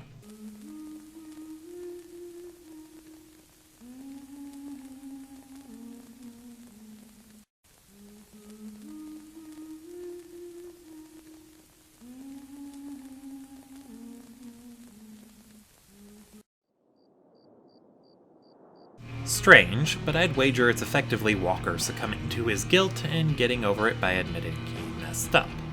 From here, there's a bit more fighting, but things are really winding down. To my men, I don't need to remind you of the events which have led us here. We are each branded by our actions, for good or ill. Yes, there is darkness to come, but take heart, for the storm will soon break. There will be chaos in the coming days. As your commander, I know you will persevere. You are the damned 33rd. It's been the greatest honor of my life to serve alongside you. That is why I can trust you with this final order. No matter what, endure. Be ever vigilant. Hold the line. These last few soldiers don't put up as much of a fight, and the music faded out with Heavy Lugo. At the top of the gatehouse, the 33rd have Walker and Adams surrounded, and tell them to surrender. Adams is intent on fighting, or rather, dying, but Walker is willing to surrender to get to the tower, claiming that the mission isn't over while he still draws breath. Adams also seems to hear Conrad here, since he tells Walker, "Don't you dare," after Conrad says that they should surrender. However, that isn't definitive, since the 33rd said the exact same thing, and Walker has been quiet the whole time. Adams probably assumed that Walker was willing to surrender when he looked back and noticed Walker wasn't prepared to fight. It's tough to tell with Adams turning around right as Conrad is done talking. Anyway, Adams tells Walker to keep breathing and pushes him off. At this point, all we can do is run forward while Adams fights the last of the 33rd, a fight he seems to be doing quite well in, given that Walker is able to make it to the tower without being pursued. When the sounds of fighting have died down, Conrad is quick to remind Walker that he's a failure, as the man struggles to stand. Chapter 15 starts off quiet. We've finally arrived at the Burj Khalifa, alone, unarmed, bloodied, and broken. This place stands out from every other location we've seen up to this point. It's pristine, with a decorative fountain in the front and large fish tanks on the first floor. How odd that there would be this much water here being used for decoration, as people die of dehydration throughout the city. But Walker has been building up Conrad as a villain, so this type of decadence would probably be expected from a bad guy. I wish Adams and Lugo were here so I could be sure this is even real. There are a few soldiers here claiming to be the last of the 33rd and surrendering to Walker. He doesn't seem to care, though, only demanding to know where Conrad is. Where he's always been. Upstairs. So that's where we go. On the way up, an exhausted Walker is once again taunted by Conrad. He even asks, "Do you feel like a hero yet?" A quote that has pretty much become this game's motto. People certainly like to leave this as a comment on anything related to Spec Ops The Line. If this video actually has views, then you might even see it posted here. It is a very fitting question, since Walker seemed so determined to be the one to save Dubai by any means necessary. I've been forgetting when I am. You should know you're always there. And keep repeating the next time, next time. You won't. I hate this lie the most. Mostly I just hate the want.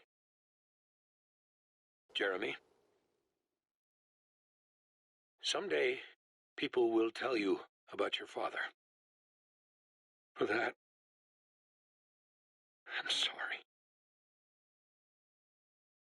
I love you.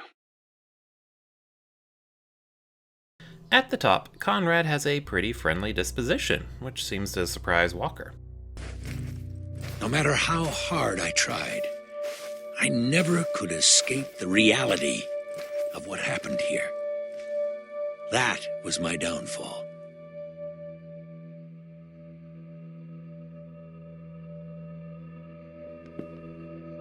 There, finished.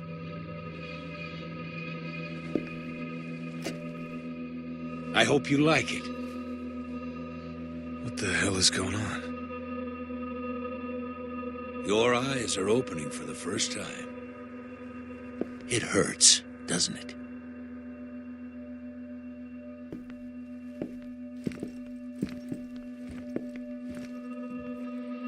Go on. What do you think?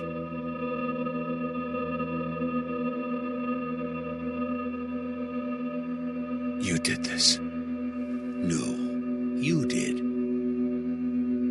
Your orders killed 47 innocent people. Someone has to pay for your crimes, Walker. Who's it going to be?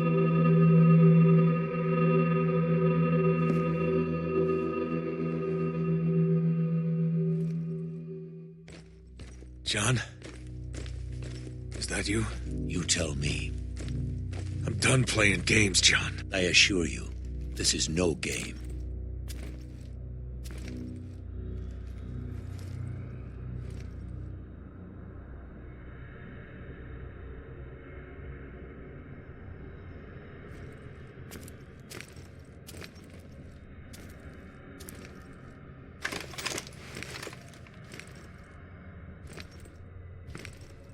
It seems that reports of my survival have been greatly exaggerated. This isn't possible. Oh, I assure you, it is. How? Not how. Why? You were never meant to come here. We have our orders. Leave the city, radio command from outside the storm wall. They send in the cavalry, we go home. What happened here was out of my control. Was it? None of this would have happened if you just stopped. But on you marched. And for what? We tried to save you. You're no savior. Your talents lie elsewhere. This is your fault, goddammit! Stop right there, Lugo. He wouldn't listen! We didn't have a choice! He turned us into fucking killers! This isn't my fault. It takes a strong man to deny what's right in front of him. And if the truth is undeniable, you create your own. What the hell happened? I don't know. He just stopped moving. Walker, snap out of it. I get it. We have to choose. The truth, Walker, is that you're here because you wanted to feel like something you are not. A hero. Lugo! You left me to die! I'm here because you can't accept what you've done. It broke you. Colonel? Colonel, please. What's going on, Walker? It's Conrad. He did it. All of it. You needed someone to blame, so you cast it on me. you're a dead man. This section is quite good, even making sure to bring up events from a playthrough up to this point. But there are a few flaws. Specifically, the reaction shots of Adams and Lugo after Walker starts talking to Conrad, and them being confused about Walker looking at the hanging corpses that he saw as people. Neither of these needed to be added. During the first scene, Adams and Lugo are both investigating the corpses while Walker is talking. And in the choice scene, Lugo's response of "choose what" when Walker says "I get it, we're meant to choose" was perfect. All the evidence was already there, and if they'd just shown us the corpses rather than this bonus footage, it would have fit in quite nicely. Again, based on what we're presented, Adams and Lugo definitely would have stopped following Walker around, since he was clearly not right in the head, and continuing to follow him would only cause more damage. They had no reason to follow his orders just because he's a commanding officer, especially when Walker said much earlier, "Orders ain't worth following if it means leaving people to die, Lugo." Following the orders of a man who is clearly mad doesn't seem like the type of thing a squad that agreed with that statement would do. Although they had just seen evidence that Conrad had killed the people who had attempted to relieve him of command. Perhaps they were afraid that Walker would do the same to them? At the end, Conrad points a gun at Walker, says he's going to count to 5, then pull the trigger. Before he gets to 3, Walker claims that all of this is Conrad's fault, causing him to reply, "If that's what you believe, then shoot me." This time, these are the only 2 options we have. You either shoot Conrad and shift the blame onto this hallucination, or you shoot Walker, finally getting him to admit to the crimes that he's committed in Dubai. If you aim the gun at Walker, he'll aim it at himself in the reflection, and if you press nothing, then you'll see the gun quickly change from pointing at Conrad to pointing at Walker. Once Walker's dead, the camera pans around the room, showing us the place very broken and run down. Did Walker imagine the place being well kept? Or is this a while after Walker has died? His corpse does look fresh, so he probably did imagine that the room was clean. Then, the game ends with the same evacuation message from the beginning. This is Colonel John Conrad, United States Army. Evacuation of Dubai ended in complete failure. Death toll, too many. If you shoot Conrad, Walker will claim that he's a stronger man than Conrad was. Despite getting shot, Conrad responds calmly that, even after all you've done, you get to go home. Lucky you. He sounds very patronizing with that "lucky you," but he could be sincere with that statement, in regards to the player at least. One key thing to keep in mind is that this is still a game. None of this really did happen, and we can be all the better for it. We experienced Dubai, and we get to go home as a hopefully better person after all the hell we went through. Or maybe he is just being a dick.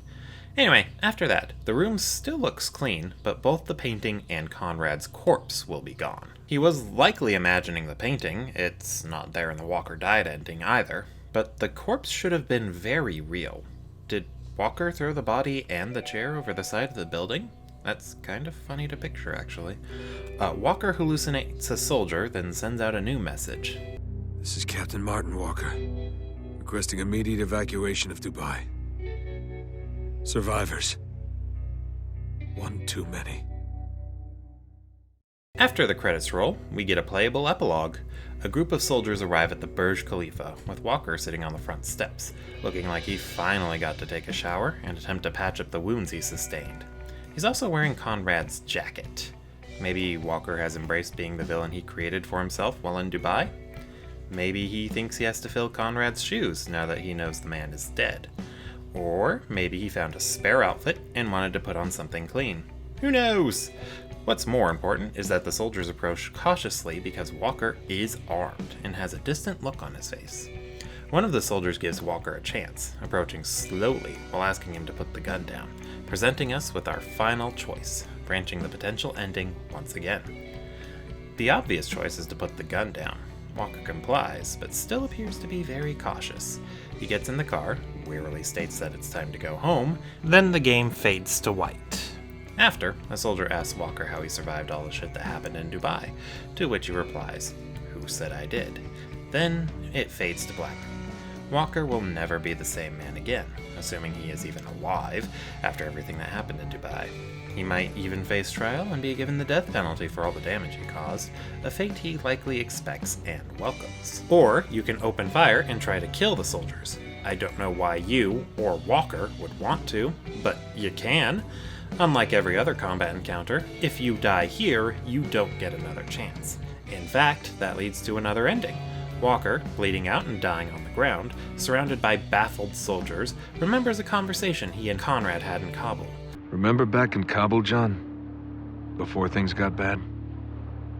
We were talking. About nothing, really. I said something about going home, and you said... Home? We can't go home. There is a line men like us have to cross. If we're lucky, we do what's necessary and then we die. No, all I really want, Captain, is peace. I don't know if this is a real conversation that Walker and Conrad had or not. Conrad sounds like the hallucination, so Walker could be lying to himself, inventing some words of wisdom from a man he used to look up to. However, the Conrad we've heard in some of the intel items was a man broken by the events of Dubai. Conrad was likely a very different person before all the shit hit the fan. Walker could have actually had the conversation with Conrad, but his perspective of the man changed to the fictional villain. Based on what little we know of their history, Conrad and Walker may have only met the one time in Kabul, and Walker assumed he was a great man because Conrad saved his life, then volunteered to help out in Dubai, despite the rest of the country giving up on the sand-buried city. Lastly, should Walker succeed in killing all of the soldiers sent to rescue him, we'll get one last ending. He'll walk up to the last soldier, bleeding out on the ground, as we hear another man frantically calling on the radio, asking for an update. Walker will grab the radio and respond in a weary voice. "Gentlemen, welcome to Dubai." This is the third and possibly final time this line is used, this time as a way to bookend the game. The first time, Walker said it to Adams and Lugo as they entered the city proper with a simple mission they expected to easily finish, then head home. Now, it's being used to welcome soldiers as a way to prove that their mission won't be simple or easy anymore. After putting the radio down, Walker has a depressed look on his face, like someone who hates their job being reminded that they have to go back to doing that shitty job. And that's Spec Ops The Line, a fantastically flawed game, easily one of my favorites, if the fact that I've droned on about it for hours, twice, wasn't enough proof of that. The beginning moments of the game set up Delta Force to be the heroes of a typical America saves the day type of story, only to turn that typical story on its head as Walker's orders and actions cause the situation to go from bad to worse as he continues to stubbornly push forward, thinking he's the only one who can save the city. His poor state of mind, lack of information on events going forward, and insistence that a man he's probably only met once is working to make things better in Dubai only lead to the destruction of the city he wanted to save. Walker is like the embodiment of the phrase, "The road to hell is paved with good intentions." Despite all the damage he causes, Walker didn't intend to be the villain he ended up as. Adams and Lugo complement the story well too. Adams following Walker's orders with minimal complaint or hesitation throughout most of the game, then becoming one of Walker's harshest critics for the last two chapters, makes for a jarring change, signaling the point where the game itself has stopped trying to pretend that Walker's actions are in any way justified, even to himself. By that point, Walker is intent on finishing off Conrad and the 33rd, despite the fact that evacuating the city should be the top priority. Lugo, on the other hand, reacts to each situation without considering the bigger picture, agreeing with Walker and other characters when the thing they just said is something he agrees with, like doing what's right, even if it's against your orders, or Gould fighting against the 33rd with the rebels of Dubai. Lugo also voices his displeasure when the immediate action is something he's against, like with the white phosphorus. He's a reminder of what is happening right here and now, but his voice is often disregarded, especially when it conflicts with what Adams and Walker want. His attempts at jokes are usually shut down until he stops trying entirely. The These two are pretty good overall, but they're far from perfect.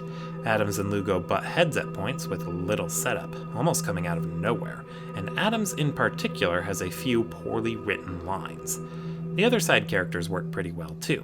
The hallucination of Conrad plays an excellent villain for Walker to imagine that he's facing, with the hints at his true identity as little more than a figment of Walker's imagination being well placed.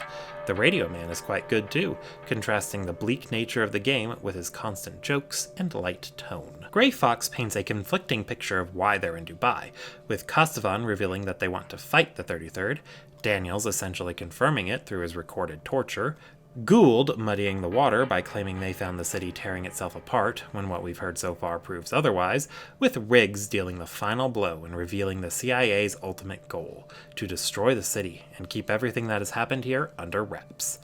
The level design is quite good. The game has you constantly moving down, mirroring Walker's own descent into darkness. This is fine. We can imagine that Delta is moving to the start of each level off-screen when they start off in a location that's very different from where the last one ended, chapters 2, 5, and 12 being good examples. The gameplay itself is functional. You point the gun, pull the trigger, and the guy on the other end takes damage, and possibly dies if you place the shot well. The enemy doesn't have too much variety, but they work. Enemies can flush you out of cover, usually with a guy using a shotgun rushing your position, or a grenade if you're dug in too well. Spec Ops keeps you on your toes by limiting your ammunition, pretty much forcing you to regularly switch weapons as you go. Grenades are powerful, but extremely limited. You can only carry 3 of each kind, each grenade is capable of stunning enemies, and the 2 that deal damage are pretty much guaranteed kills. They really need to be used sparingly, but hoarding them can get you killed in a tough situation. It's nice that executions give you more ammunition, but they're pretty much random. They do get more brutal as the game goes on, reflecting Walker's increasingly bad mood. Delta's in-battle lines change too, at about the same time as the executions get more brutal, showing the stress affecting the whole group, not just Walker. And finally, the game's difficulty affects the amount of ammunition you get, rather than just turning the enemies into bullet sponges. A nice way to handle difficulty, but a story-driven game like this really doesn't need it. Most players are here for the story anyway, but the option to make the game as difficult as you like is welcome all the same. All in all, nearly every aspect of this game is used to reinforce its themes and narrative, making for a fantastic experience. As I said already, I've never done something like this before, so if you've spotted mistakes, please do let me know. I'd love to improve at constructing videos like this, and any tips or criticism would be helpful. I do hope you enjoyed the video, and that I can make more videos that you'll enjoy in the future too.